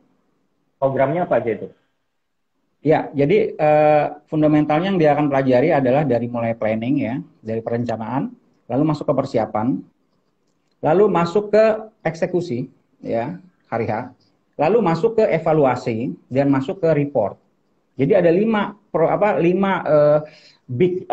fundamental yang mereka akan dapat dulu ya. Lalu program gue ada 4 kalau programnya ada 4. Satu adalah program sharing session ya. Itu waktunya hanya sekitar 3 jam. Lalu gue buat one day training ya, satu hari training online ya, virtual. Tapi banyak juga yang bikinin hybrid, oh ya gue mau banget gitu loh kalau bikin hybrid. Tergantung kondisi sekarang gitu ya. Kalau misalnya memungkinkan gue akan bikin hybrid. Lalu ada juga mega training and workshop, mega training workshop and showcase. Itu 2 sampai 3 hari gue bikin gitu loh. Lalu nanti yang terakhir adalah e-course. E-course ini ditujukan khusus mereka yang waktunya nggak tentu. Jadi dia bisa mengakses kelas gue selama setahun, ya maksimal setahun, dan dia bisa belajar kapan aja sesuai dengan dia punya waktu. Gitu. Dia tinggal akses video gue. Ini berupa video, lebih banyak kepada e-course. Nah, kelebihannya adalah nanti gue bisa mentoring mereka semua. Nah, akhirnya akan punya community base belajar tuh gue. Gitu. Nah, ketika ini udah banyak, gue udah mempersiapkan funneling mereka untuk kerja. Untuk magang, kerja dan lain-lain di virtual event gue, di networking gue gitu, di teman-teman yang lain gitu. Jadi semua yang mau ngambil SDM dari SDM yang berkualitas ya alumni-alumni BEP itu sih gue rencananya. Itu bagus ya, karena memang gue baru denger ini kan cerita lo tentang DEB ini secara menyeluruh. Yang menarik menurut gue di program lo ini adalah yang pertama, lo clusterin gitu kan, lo clusterin. Kenapa? Karena yang gue lihat dari gue nggak bilang kompetitor ya, maksudnya artinya dari kawan-kawan yang lain mungkin bikin proses pembelajaran tentang event yang lain gitu juga sama, itu bener-bener dari dasar gitu loh. Karena pertanyaannya adalah gini, sama kayak sekarang lagi rame tentang sertifikasi misalnya gitu. Nah, pertanyaan gue sebenarnya adalah apakah ketika gue sebagai praktisi ya gitu ya, apakah ketika orang mendapatkan sertifikasi itu hanya sebuah formal letter untuk bisa mengikuti tender atau lelang pemerintah, atau benar-benar itu jadi scale up, grow up untuk bukan cuma secara knowledge-nya dia, secara ilmunya dia, tapi juga itu akan menjadi scale up untuk income-nya dia. Pertanyaan gue khusus misalnya di set gue, show management misalnya ya, stage management gitu ya. Apakah ketika orang mendapatkan sertifikasi stage management itu, anak-anak stage ini yang notabene adalah freelance ini akan juga naik income-nya gitu loh. Apakah akan juga naik pendapatannya gitu loh. Apakah ini cuma buat hanya formal letter aja gitu. Nah, itu yang sebenarnya isu ini yang harus juga kita sama-sama sebagai praktisi ini harus berpikir di arah situ gitu loh, bahwa kita ini leader yang juga harus care dengan tim di bawahnya kita.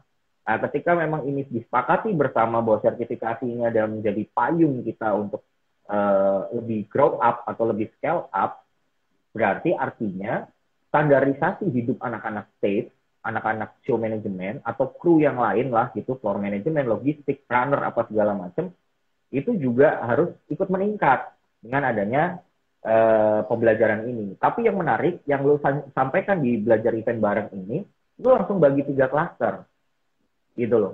Karena dulu gue pernah berpikir gini Om, hari ini apalagi di situasi pandemi, orang itu bukan cuma butuh ilmu gitu loh, tapi juga butuh kesempatan gitu loh. Karena yang sulit hari ini adalah bagaimana caranya orang mendapatkan kesempatan kerja gitu kan. Karena balik lagi ya itu kapasitas gitu kan. Nanti orang akan counter dengan jawaban ya kapasitas lo atau pengalaman lo atau skill lo gimana gitu loh. Kalau lo mau scale up, lo mau grow up, ya pasti lo akan dapat kesempatan itu. Nah, tapi terus itu kan jadi kayak telur sama ayam tuh. Nanti kan yang satu ngomong begini, yang satu ngomong begini, karena ya kita nggak bisa nyalahin juga yang punya pola pikir bahwa gue yang penting sekarang harus makan gitu. Oke lah, gue mau belajar gitu, gue mau ilmu gitu, gue mau belajar. Tapi hari ini tuh gue butuh kesempatannya gitu loh. Tapi yang menarik ketika di BEB ini lo sampaikan bahwa lo membagi klaster itu. Jadi nggak semua belajar dari nol, ya kan gitu loh. Karena kalau belajar dari nol, gue mau kuliah berapa lama, bos? Kasarnya begitu kan. Gue mau belajar berapa lama? Kapan gue kerja? Anak bini gue udah nangis ini, butuh makan gitu loh, ya kan gitu. Dan apakah ketika gue sertifikasi atau gue lulus, kalimat berikutnya apakah terus gue jadi 1 juta nih per event dibayarnya, misalnya gitu kan, apa gue jadi 2 juta nih per event dibayarnya, gitu loh.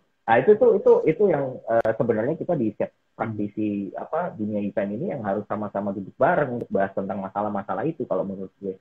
Tapi yang menarik di program BEB lo ini, lo sudah membagi itu, apalagi tadi sempat lo sampaikan nggak cuma orang event, ya kan, artinya ada juga side orang yang ada di indikator event, tapi dia bukan di dalamnya IO atau event management. Berhubungan dengan event. Berhubungan dengan event, itu juga menarik gitu. Ini program keren sih, gitu. Ini program keren. Artinya dari klien saya pun bisa belajar berarti kan Om ya di sini. Iya betul.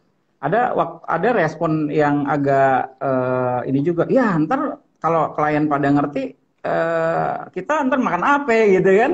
Ada juga dengan program gue, ada yang ngomong langsung kena ke pencarian nafkah gitu loh. Maksudnya, oke, sekarang gini, lu nggak usah takut ya. Artinya gini, mereka belajar itu, sekarang semua BUMN itu punya ketentuan kalau untuk melaksanakan ya harus IO. Tapi ketika lu sudah bekerja sama dengan IO, lu pun harus sebaiknya perlu tahu sehingga kalau lu nanti tahu prosesnya, nggak dibohongin atau malah memudahkan cara kerjanya gitu loh. Artinya lu nggak usah takut karena ketentuannya ya harus pakai IO, mau penunjukan langsung, mau tender, semua udah IO gitu. Bukan berarti terus karyawannya mereka yang ngerjain nggak gitu loh. Gitu udah belajar ya kan? Jadi sendiri yang ngerjain gitu. Iya nggak mungkin juga kan, gila kalau gitu. Ini banget greedy, enggak. Jangan khawatir mengenai rezeki, jangan khawatir. Tapi ilmu lah, artinya lu perlu punya ilmu yang benar. Nah di BEP ini gini, sebenarnya berhubungan dengan sertifikasi yang tadi yang pertama lu tanya itu, apakah dengan ada sertifikat? Nah ini memang saat ini sertifikasi profesi ini masih masih belum terlalu jelas banget tracknya mau kayak gimana. Tapi gue juga nggak mau terlalu fokus ke sertifikasi yang pemerintah adain. Jadi ya mendingan gue memastikan kalau pelajaran ilmu gue dan ketika orang itu lulus, gue sertifikasi. Dan akhirnya dia punya sertifikat itu, gue bukan jamin sih, gue bisa yakinkan kalau mereka akan paham dengan lapangan. Sehingga kinerja mereka yang lulusan dari gue berharap itu punya value-nya, bukan cuma orang baru ngekru belajar di lapangan yang dibayar cuma sekian. Nah, jadi ketika sudah mengikuti sudah mengikuti BEP, dia punya value yang lebih dan dia sudah tahu karena di BEP nanti kan ada pengelolaan terkait dengan showcase. Showcase dia belajar juga, dia ikut serta juga di event juga, gitu loh. Nah, terus job desk yang akan gue berikan juga job desk yang memang gue yakin mereka banyak yang nggak tahu terkait dengan job desk apa yang dilakukan. Nah, berhubungan dengan angka fee mereka itu kan berhubungan dengan kinerja. Nah, kinerja mereka di lapangan. Ketika dia orang baru, ya udah lo anak baru kan, ya udah ini aja dulu. Ternyata dia bagus kerjanya. Ya pasti kan kita akan ambil dia ini bagusnya jadi koordinator lo. Besok lo jadi koordinator ya. Itu berdasarkan apa? Berdasarkan kinerja dia dan ininya dia kan. Nah, sekarang gimana caranya yang masuk ke situ modelnya kayak gitu semua. Udah bagus dulu kinerjanya sehingga otomatis ya pandan dengan pembayarannya gitu loh. Yeah. Nah, jadi nih gue kasih contoh studi case aja, studi case. Kita masih ada waktu kan ya? Masih 30 menit masih ada. Oke. Studi case-nya gini, yang paling banyak salah kaprah. Ada namanya kru logistik, ada namanya kru runner. Ini banyak terjadi salah kaprah sehingga IO pun termasuk gua pada awalnya juga sempat salah kaprah terkait itu. Jadi mereka rata-rata tim logistik itu pekerjaannya apa sih gitu di lapangan. Lalu runner itu apa sih gitu loh. ya kan? Lalu kru itu apa gitu kan?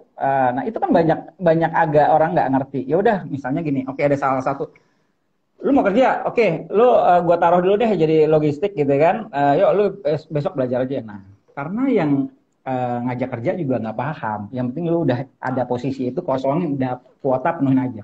Nah di gua nggak. Karena setiap orang selogistik-logistiknya, serunner-runnernya itu gua udah camkan pekerjaan yang dia lakukan. Contoh, logistik job desk utamanya adalah job desk utamanya adalah pendistribusian.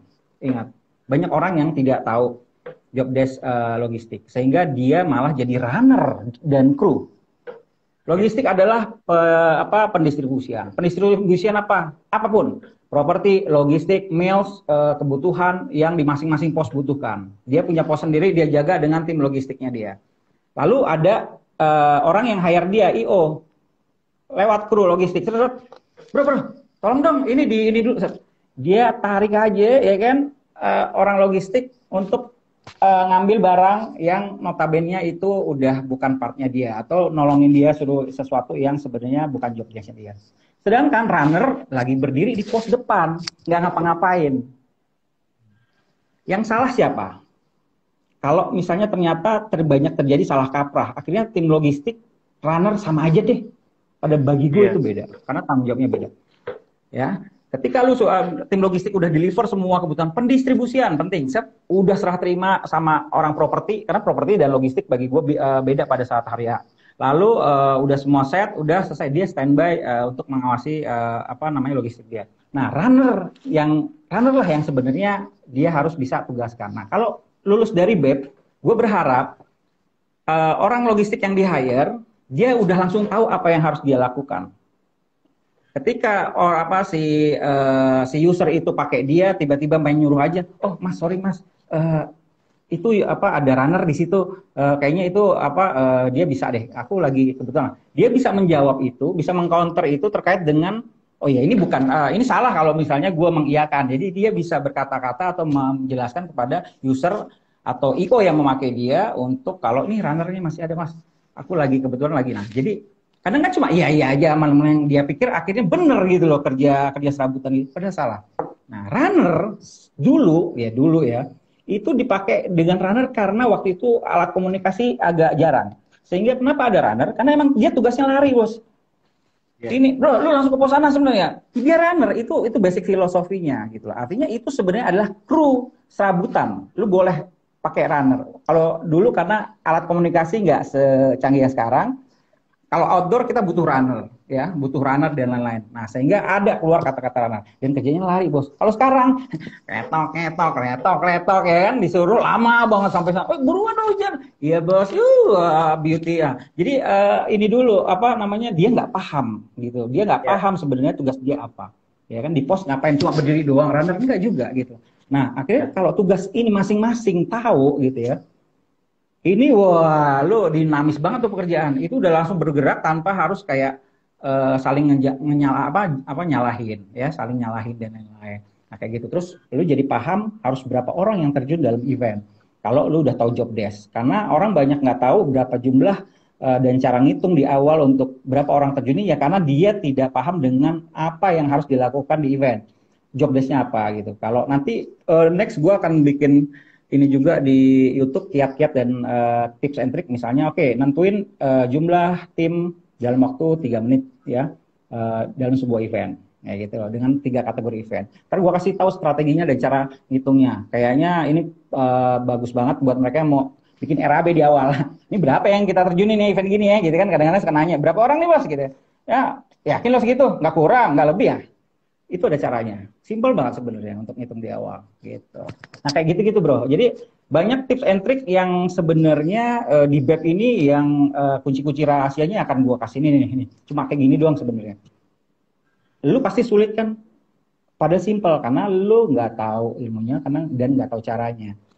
Orang cuma gitu. Nggak tahu ilmunya, nggak tahu caranya, how to. Nah, ini gua kasih tahu dah tuh, nih ilmunya. Ini gua kasih tahu caranya juga. Jangan cuma ilmunya doang. Ya, tapi nggak tahu caranya. Kayak gue dulu juga. Bener, ini tuh program menarik Om. Kira-kira menurut gue gini, ini bagus dan menarik, tapi gimana caranya supaya ini program bisa masuk gitu ke beberapa atau bisa jadi ya apa ya, kalau gue bilang mungkin kalau ngomongin standarisasi nanti ujung-ujungnya lari ke asosiasi lagi ya gitu. Ya, pasti Tapi banyak ini yang pengen inilah. Oh, ya sertifikatnya karena inilah di standarisasi dulu gini-gini. gitu, karena gini loh, maksud gue kadang gini juga, kayak misalnya ya itulah karena kita masih belum satu suara ya, maksudnya belum pernah kita duduk bareng gitu kan. Yang kalau menurut gue masih ada geng-geng gitu kan, masih di dunia event ini, di Indonesia ini masih voting based on geng gitu. Jadi belum, meskipun udah ada grup aja, grupnya buat lagi grup apa gitu, padahal isinya orang-orangnya sama-sama juga gitu kan, ada ya kayak gue aja ada 14 WhatsApp grup gitu loh, apa yang berkaitan sama komunitas event ya gitu kan, selain kita berdua di event owner misalnya gitu, tapi di grup lain juga ada gue terlibat gitu, ada juga bahkan ada di 2 grup itu kebalik gitu, gue kuncennya Om Delta anggota gue gitu. Ada yang kayak gitu kan, jadi ada yang kebalik-balik gitu. Jadi apa dengan situasi yang kayak gitu, kalau menurut gue ya memang kayaknya memang pandemi ini pada akhirnya gue sih berharap para founder atau para kuncen atau para pengurus di masing-masing grup, termasuk yang ada di kepengurusan atau di asosiasi, itu kita enak kalau kita bisa duduk bareng ya gitu ya. Nah ini kan mungkin kemarin gue sempat senang gitu ya ngelihat kayak event owner udah mulai duduk bareng gitu sama sama RMI gitu kan, sudah mulai kolaborasi untuk vaksinasi. Gue berharap grup-grup lain juga mungkin ikut gitu kan di di satu forum kita duduk bareng gitu kan, untuk kita bisa sepakat ya gitu untuk bicara tentang ya macam standarisasi juga gitu dan lain-lain gitu, karena program ini termasuk program yang keren gitu, program yang bagus yang ini harusnya bisa diadopsi dengan beberapa IO gitu loh, karena gue pun mengalami ketika gue sebagai vendor, sebagai part of-nya IO gitu kan, entah itu show management atau streaming gitu, banyak yang apa ya, kalau kita bilang nggak profesional itu nanti kesannya terlalu kasar gitu. Cuma mungkin belum proporsional gitu. Kalau bahasa gue, cara kerjanya tuh kurang proporsional gitu. Jadi ya seperti yang tadi lo sampaikan gitu, antara job desk yang tumpang tindih, terus kemudian multitaskingnya itu terlalu parah ya gitu, karena orang event itu memang dituntut multitasking, tapi multitaskingnya kalau menurut gue jadi terlalu ini banget gitu kan, terlalu merepotkan akhirnya untuk membagi kerjaan, karena semuanya cuma dihandle 2-3 orang gitu kan. Nah itu akhirnya membuat itu nggak maksimal gitu loh, dan apa ya, menurut gue jadi standar eventnya juga jadi nggak oke gitu loh, menurut gue gitu loh, dan pada akhirnya ketika itu terjadi gitu, akhirnya gue jadi sempat berpikir gini nggak salah juga sih kalau artinya agensi asing masuk nih ke Indonesia.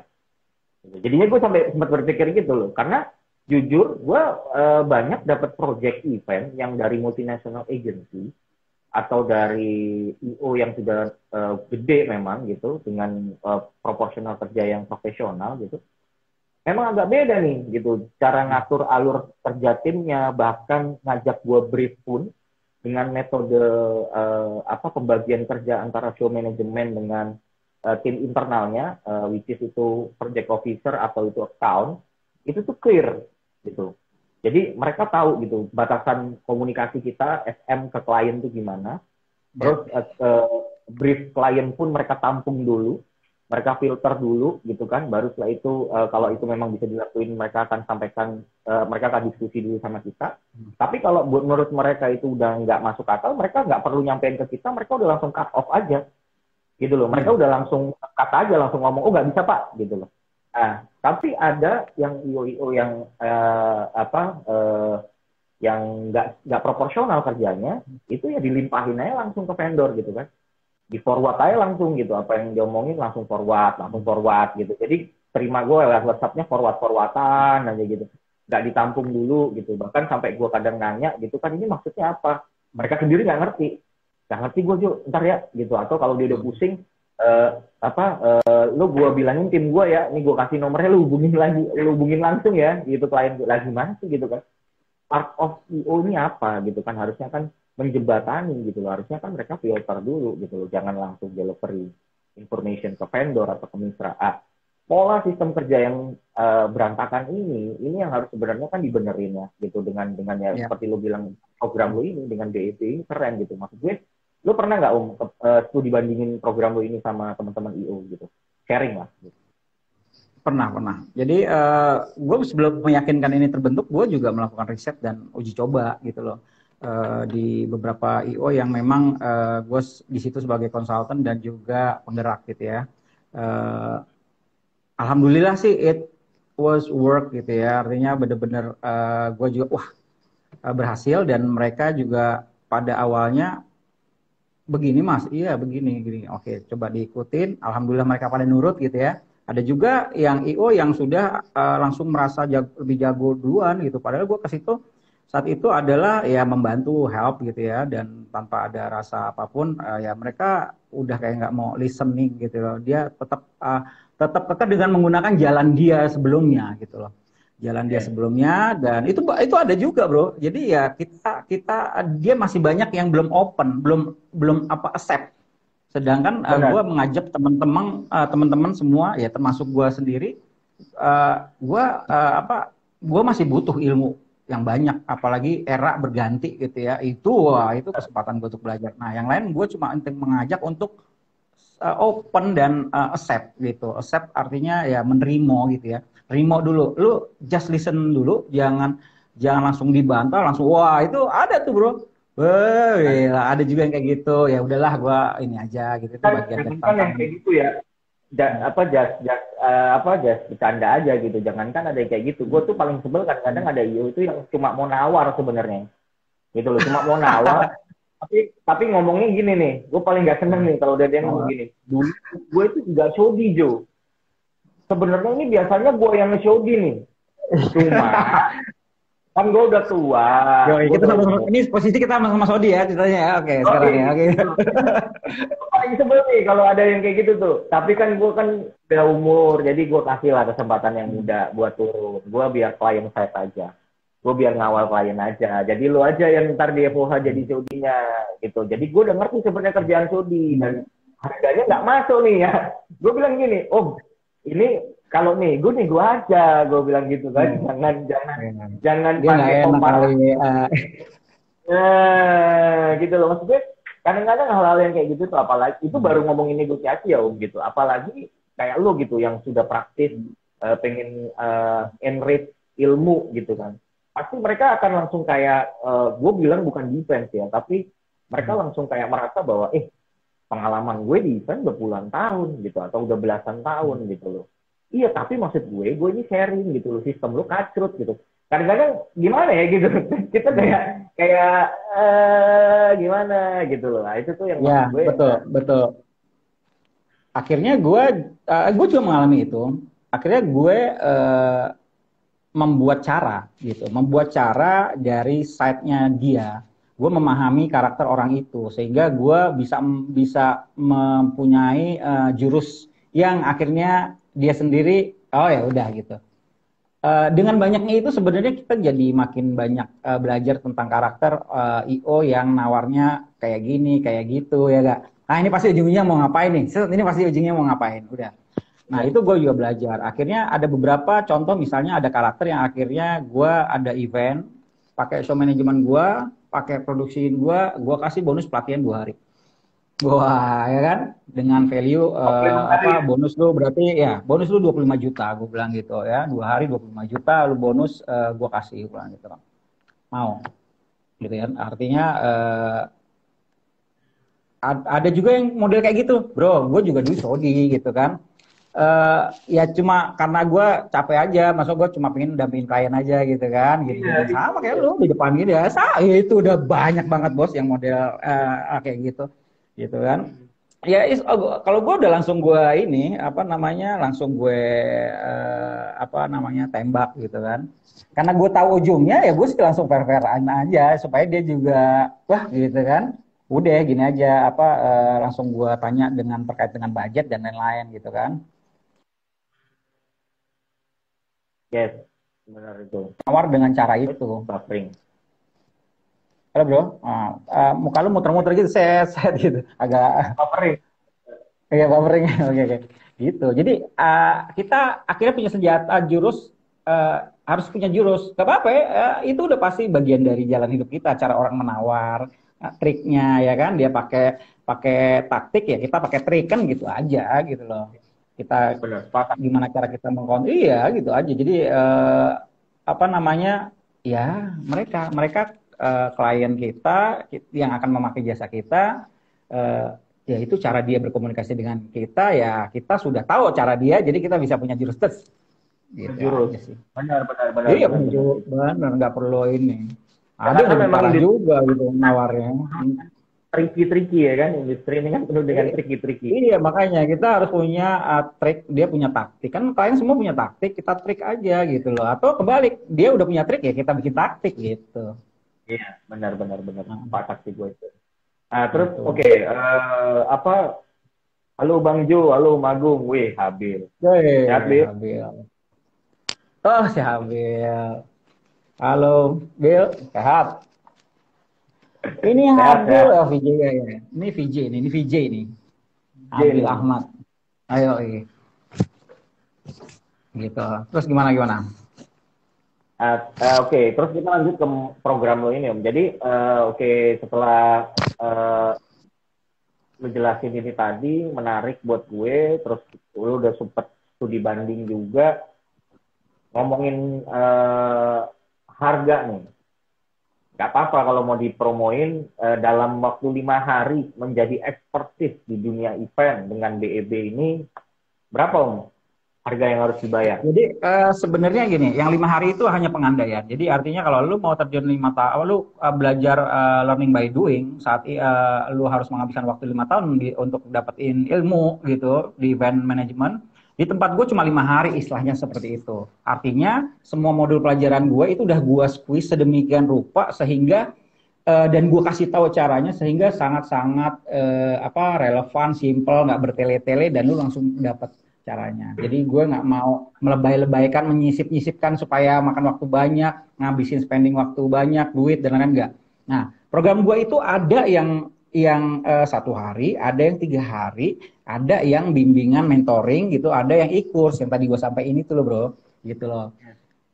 Jadi bukan 5 hari juga. Nah setelah itu biasanya ada bimbingan gitu loh, ada bimbingan mentoring dari gue gitu kan. Entah itu karena event management itu di dalamnya kan banyak. Artinya event management bukan show management, ya, bukan stage management. Ini event management, sehingga banyak istilahnya project atau apa ya namanya tahapan yang dilakukan gitu loh. Karena nanti akan menjadi paham kapan harus munculnya show management, kapan harus planner maju untuk duluan, kapan tim produksi harus mempersiapkan semua. Itu ada timingnya, gitu loh. Ada timingnya. Jadi jangan salah kaprah, gitu kan. Jangan manggil Saudi untuk nge-show, tapi di briefnya untuk bikin konsep event. Misalnya kayak gitu kan. Nah, ya lu harus bayar gue jadi planner dulu dari awal kan kayak gitu. Ini baru bikin deck ya. Gue jadi Saudi, tiba-tiba gue di brief event ini gimana ya? Gue agak bingung ya aja ya kan. Yang ngajak gue nggak datang saat itu, bro. Tolong di itu dulu gitu kan. Pernah nggak lo gitu? Tiba-tiba gue harus menjadi orang lain dan payung orang lain, dan dia nanya, oh iya lagi nih. Terus gue bingung. Ini mau nge-brief event, apa mau nge-brief hari apa mau nge-brief? Ada lagi tipe klien yang, bro, kalian nih decknya lo yang buat. Gitu. Ini gimana sih? Ini lo minta dia apa jadi planner nih, gitu loh. Ya, itu yang banyak yang paham juga. Artinya kalau memang nanti gue tuh sebenarnya mau sharing session tuh ke banyak tempat, termasuk kampus, terus IO yang memang bekerja sama gue. Artinya yang mau kerjasama atau yang sudah bekerja sama biasanya gue sangat membuka untuk sharing session. Bahkan kadang-kadang ya kayak kemarin beberapa event gue paketin dengan training workshop 2 hari gitu ya, 2 hari. Jadi mereka makin tahu gitu ya. Dan apa ya? Ya itu dengan itu dia jadi tahu jadi tahu penggunaan misalnya contoh orang anggap kecil itu namanya checklist ya. Checklist sudah dibuat di perencanaan atau checklist baru keluar pada saat pada saat mau loading baru keluar checklist. Nah, kadang orang mikir bikin checklist udah harus bikin gitu ntar aja gitu ya. Kadang-kadang orang menggampangkan dan ini. Nah, gua kasih tahu di BEP itu checklist nggak apa-apa lu anggap gampang. Yang penting lu tahu kapan harus ngeluarin checklist. Timingnya kapan, kegunaannya apa, sehingga lu nggak buang-buang waktu. Dan siapa yang ngerjain checklist? Jangan semua nembak lu suruh bikin checklist, salah. Itu wasting. Gitu loh. Jadi kalau di BEP itu dari perencanaan, planning bro, ya, itu cuma tahapannya cuma 7. Simple, tak. Mau event creator atau mau bikin sendiri, nah itu habis masuk ke persiapan. Masuk ke eksekusi. Nah, banyak yang melakukan perencanaan itu di persiapan. Melakukan persiapan itu di perencanaan. Udah langsung survei venue gini-gini padahal rencananya aja belum beres, RAB-nya aja belum ini gitu kan. Wah, udah banyak bro, sehingga kacau. Bolak-balik akhirnya mau event masih melaksanakan persiapan. Wah, ngaco lagi gitu kan. Nah, kalau di BEP itu udah tertata. 1 2 3 4 5 6 harus selesai perencanaan cuma ini. Lalu baru masuk persiapan. Jadi apa yang dipersiapkan adalah hasil dari apa yang direncanakan. Sehingga semua tertata, nggak lagi nanti pas, waduh itu nambah budget ya, berapa nambahnya? Wah itu gimana ya cara udah budget udah di close lagi, gitu. Baru mau ngitung-ngitung dan lain-lain. Nah itu udah juga salah. Jadi banyak banget yang melakukan perencanaan di persiapan. Sehingga kacau. Nah kalau di BEP udah tertata, sampai evaluasi, sampai bikin report. Jebret, ya selesai. Jadi enak. Lu simple, mikirnya simple, tahapannya simple, jadi udah nggak pakai ilmu-ilmu lain yang dikait-kaitkan. Misalnya harus jadi PA, lu kalau jadi LO atau jadi ini, lu harus belajar public speaking dulu, lu harus belajar makroekonomik dulu, apa, gue nggak jelas, nggak usah kayak gitu, udah langsung apa yang dibutuhkan saja di industri event. Makanya gue akan bekerja sama Evendo sebenarnya. Evendo mau ada Evendo Academy kan, gitu loh. Jadi kepala sekolahnya Om Hari ya. Nah, nanti gue akan mengajak Evendo dan ini dengan industri-industri lainnya, asosiasi industri lainnya untuk gue ajak kerjasama. Sehingga gue akan duduk bareng diskusi ya terkait dengan program modul gue. Supaya nanti ketika masuk di sana kita ada kesamaan persepsi dan ya kesamaan betul. Jadi funnel-funnel gue juga sampai ke sana gitu, sampai ke asosiasi-asosiasi. Gue sudah mulai pelan-pelan gitu loh. Gitu. Nanti baru ke forum-forum. Walaupun memang di forum itu kan istilahnya ada yang aliran Muhammadiyah, ada yang aliran NU, misalnya gitu, sorry ya. Istilahnya kan ada yang alirannya dia nganggap ini benar, ya itu benar semua, cuma kita cuma satuin ini aja, persepsi, satuin tujuan, walaupun dengan caranya yang masing-masing sudah ini gitu loh, sudah belief, ya nggak apa-apa, is okay gitu. Tapi yang penting tujuannya satu gitu kan, sumber daya manusia untuk event itu ketika di industri sudah oke, karena kita ketinggalan jauh sama Amerika dan lain-lain gitu ya. Gua waktu pengalaman di luar juga gitu ya, alat yang 10 tahun kemudian itu baru muncul di Indonesia, sedangkan yang waktu itu udah gua mainkan atau udah gua keluar dan udah lihat di luar negeri sana. Karena mereka kenapa? Mereka tuh fokus di fundamental. Mereka itu belajarnya itu kencang dulu, baru masuk ke industri. Jadi orang industri juga bisa berani menolak orang yang nggak belajar. Di sana begitu. Nah kalau kita, ya udah masuk aja, yang penting murah, budget mau nggak lo? Ya apa 200.000? Ya udah yuk. Ya. Begitu ujungnya. Benar. Ya kan belajar morat-marit ngabisin, akhirnya kesel. Wah di lapangan juga kurang bagus. Nah kalau di luar negeri nggak gitu bro, nggak begitu tahapannya. Benar. Gitu. Mereka harus punya basic fundamentalnya dulu, di training dulu, walaupun cuma berapa saat gitu. Tapi harus melalui itu untuk anak baru, karena mereka aware. Ini adalah fundamental. Fundamental itu berarti kan fondasi bro. Kalau dia nggak lewat fundamental, fondasi, pendidikan, edukasi yang akan gue buat, ya goyang. Jadi makanya banyak kru freelancer pada saat pandemi goyang semua, karena dia nggak punya fondasi. Jatuh semua bro. Yang kuat fondasi aja yang bertahan nih, model-model yang besar-besar, duit banyak, ya kan, terus Tapi tetap aja staffnya pada dirumahin. Dianya doang yang bertahan, mencoba untuk bertahan, kolaborasi, gabung dengan perusahaan lain, merger ya. Karena mereka udah punya. Tapi kasihan ya nggak punya fondasi tentang event, ya kan? Akhirnya freelancernya jadi jualan masker, jadi jualan makanan dan lain-lain, shifting ke sana gitu loh. Nah sekarang gue mau buat web untuk itu. Mereka punya fondasi dulu baru masuk ke. Itu ketinggalan. Kita jauh ketinggalan mindsetnya, cara berpikirnya sama orang luar. Gua berharap kementerian makin aware dengan kurikulum event sekarang nih. Artinya jangan cuma di yang penting universitas ini udah ada kurikulum. Oh jangan, kalau bisa, gue sih dengan senang hati kalau memang ternyata mau duduk bareng dengan para akademisi, gue senang banget. Kita satukan ini, ya kan, biar ritmenya ini. Benar-benar. Karena gue mau tur 5 kampus secara virtual gitu loh. Gitu, dan itu khusus di kampus-kampus yang ada event management dan itu free. Jadi gue ingin mencoba memberikan wawasan baru terkait dengan praktisinya supaya si akademisi makin aware. Oh ini nggak inline ya, oh ini ya itu bro, karena kasihan banget deh pokoknya.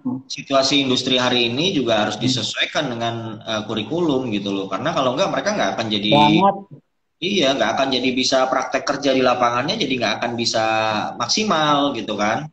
Betul.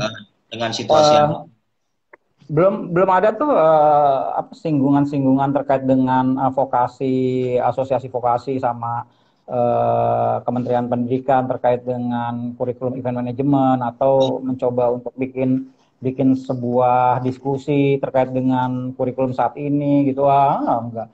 Lu datang ke kampus gue tuh nunggu ini. Sebenarnya gue tuh nunggu kita praktisi-praktisi di dunia event ini, mau itu yang senior, yang junior gitu ya. Kita duduk dalam satu forum gitu ya, misalnya terus jangan angka ikut gitu loh. Gue justru kenapa kayak gini nih, gue bikin Ngobras karena gue pengen ngelihat perspektif masing-masing orang.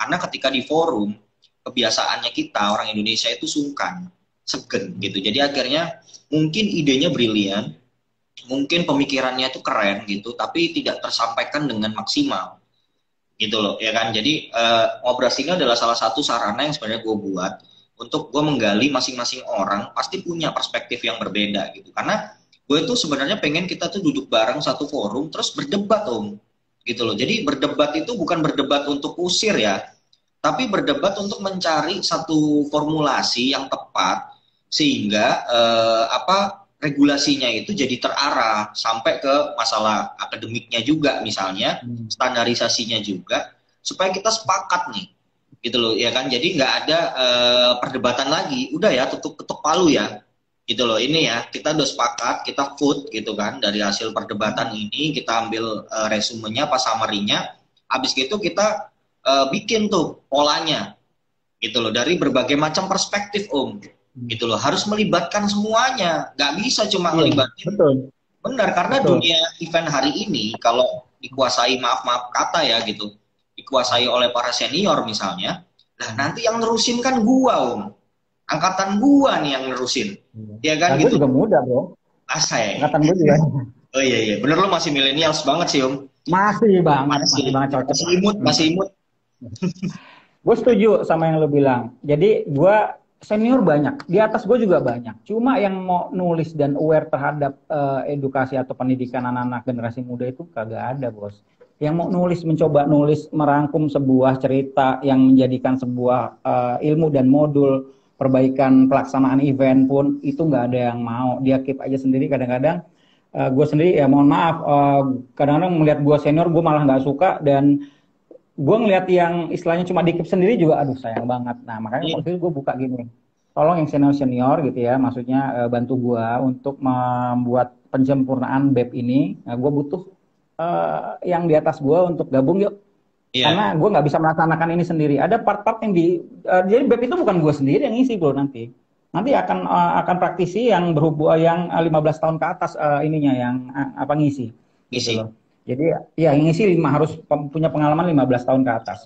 Jadi nanti gue akan menggodok dengan mereka menjadi part-part mana yang bagian. Jadi gue hanya menginisiasi membuat packaging. Nah, isinya itu ya mereka sebenarnya akan gue ajak. Jadi gue nggak bisa sendirian juga karena akan banyak partnya dari mereka yang harus mereka isi. Dengan ini dia jadi punya chance juga, challenge juga. Oh, ya udah deh. Nah, gue hanya membuka itu gitu loh. Gitu. Itu sih, jadi nggak menutup kemungkinan JT Pro adalah salah satu mentor di BEP gitu ya. Terus nanti ada siapa gitu kan, yang senior-senior, yang tadinya nggak mau nulis, malah jadi seneng storytelling, bercerita, itu juga ada. Akhirnya, wah seru juga ya ngajar, oh iya, karena jadi akhirnya semua teredukasi. Nah makanya di kurikulum itu menjadi nanti senior-senior itu di BEP ini punya satu cara sendiri yang di copy sama anak-anak gitu kan, anak-anak BEP akhirnya baru rilis ke industri. Jadi sepahaman gitu. Nah, udah tinggal gitu. Cuma memang langkahnya ini gue lagi ya tertahan juga sih dengan beberapa banyak kendala apa namanya situasi. Jadi ya sudah pelan-pelan lah, pelan-pelan. Gitu. Menarik Gitu sih kira-kira. Sayangnya durasi yang harus membatasi kita. Tapi ini bahasan menarik dan gue sangat appreciate gitu. Gue sangat mendukung sekali program lo ini karena memang jujur gue sendiri salah satu orang yang juga care ya dengan regenerasi, dengan edukasi gitu kan. Dan gue sangat senang banget untuk nyolong-nyolong ilmu kayak lo gini Om gitu. Gue senang sharing-sharing kayak gini. Gue juga sering nyolong ilmu sama kayak lo. Dapetin insight-insight gini ini menarik gitu buat gue karena kadang-kadang sebelum kita tutup ya gitu kadang-kadang gue sering ditanya gitu misalnya gini ada pertanyaan misalnya menurut lo Om event yang paling susah yang pernah lo kerjain apa gitu. Nah terus gue jawab gini Om, event yang paling susah yang pernah gue kerjain adalah event yang paling gampang gitu. Karena apa? Karena ketika event yang paling susah sebesar apapun event yang gue pernah kerjain misalnya konser misalnya gitu kan, nah itu semua sistem kerjanya yang pertama itu sudah ter-SOP dengan baik. Terus yang kedua, gue bekerja sama dengan mitra atau dengan partner yang skillnya juga mumpuni untuk konsep yang kita mau raise gitu. Tapi kalau event yang mudah itu kadang-kadang kita bekerja sama, maaf kata gitu, sama mitra-mitra yang mungkin secara knowledge-nya kurang gitu loh. Sehingga misalnya biasa mainnya cuma weddingan gitu kan, nggak pernah main di corporate misalnya sound systemnya atau lightingnya. Sehingga mereka satu tidak terbiasa dengan adanya show director. Terus kedua mereka biasa main sendiri nggak diatur-atur gitu kan. Tiba-tiba ada Saudi, ada yang ngatur, mereka bingung sendiri tuh, terus harus ngapain gitu kan. Saya akhirnya malah berantem gitu, maksudnya malah bingung mereka. Nah, itu tuh malah lebih susah loh mengedukasi orang-orang yang event kecil-kecil ini justru gitu loh. Apalagi kalau kita cuma sendirian, show director dikirim ke satu daerah, terus kita harus bener-bener ngarahin gitu kan ke kru-kru lokal gitu, partner-partner lokal, ngasih tahu state management ini harus begini loh, kerja lo harus begini. Habis gitu terus belum kasih tahu edukasi pelan-pelan ke vendornya, Mas nanti kalau saya bilang tutup ditutup ya audionya, kalau saya bilang buka dibuka ya, nanti lightingnya begini ya. Itu tuh lebih susah loh menurut gue daripada kita kerjain event besar yang udah by system kerjanya gitu. Nah, lo pernah kan pasti ngalamin yang kayak gitu kan Om? Ya kan gitu lah. Itu yang paling sulit adalah pekerjaan yang melibatkan banyak pihak untuk melakukan pekerjaan itu. Itu yang paling sulit karena kita koordinasi, apalagi di daerah, itu yang paling sulit. Yes. Dan itu yang paling, gue bukan bilang sulit sih. Sebenarnya itu nggak bisa. Yang paling challenging karena gue menghindari kata sulit sebenarnya. Gitu loh. Jadi yang paling challenging. Jadi kalau ada yang nanya paling sulit, oh enggak, jangan. Yang paling challenging itu, yang akhirnya bisa melewati dan banyak ngambil ilmu dari situ.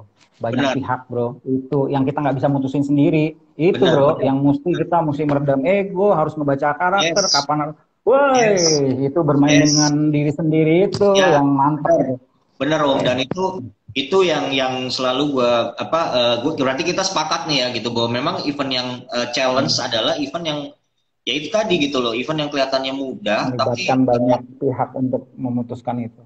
Benar gitu. Sama halnya ketika kita main di Indonesia Timur misalnya gitu kan.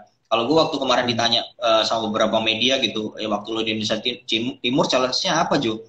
Challenge-nya ya menurut gue ya itu gitu loh, gimana caranya lo harus kenal dulu nih sama karakter, sosiologi dan biografi di situ.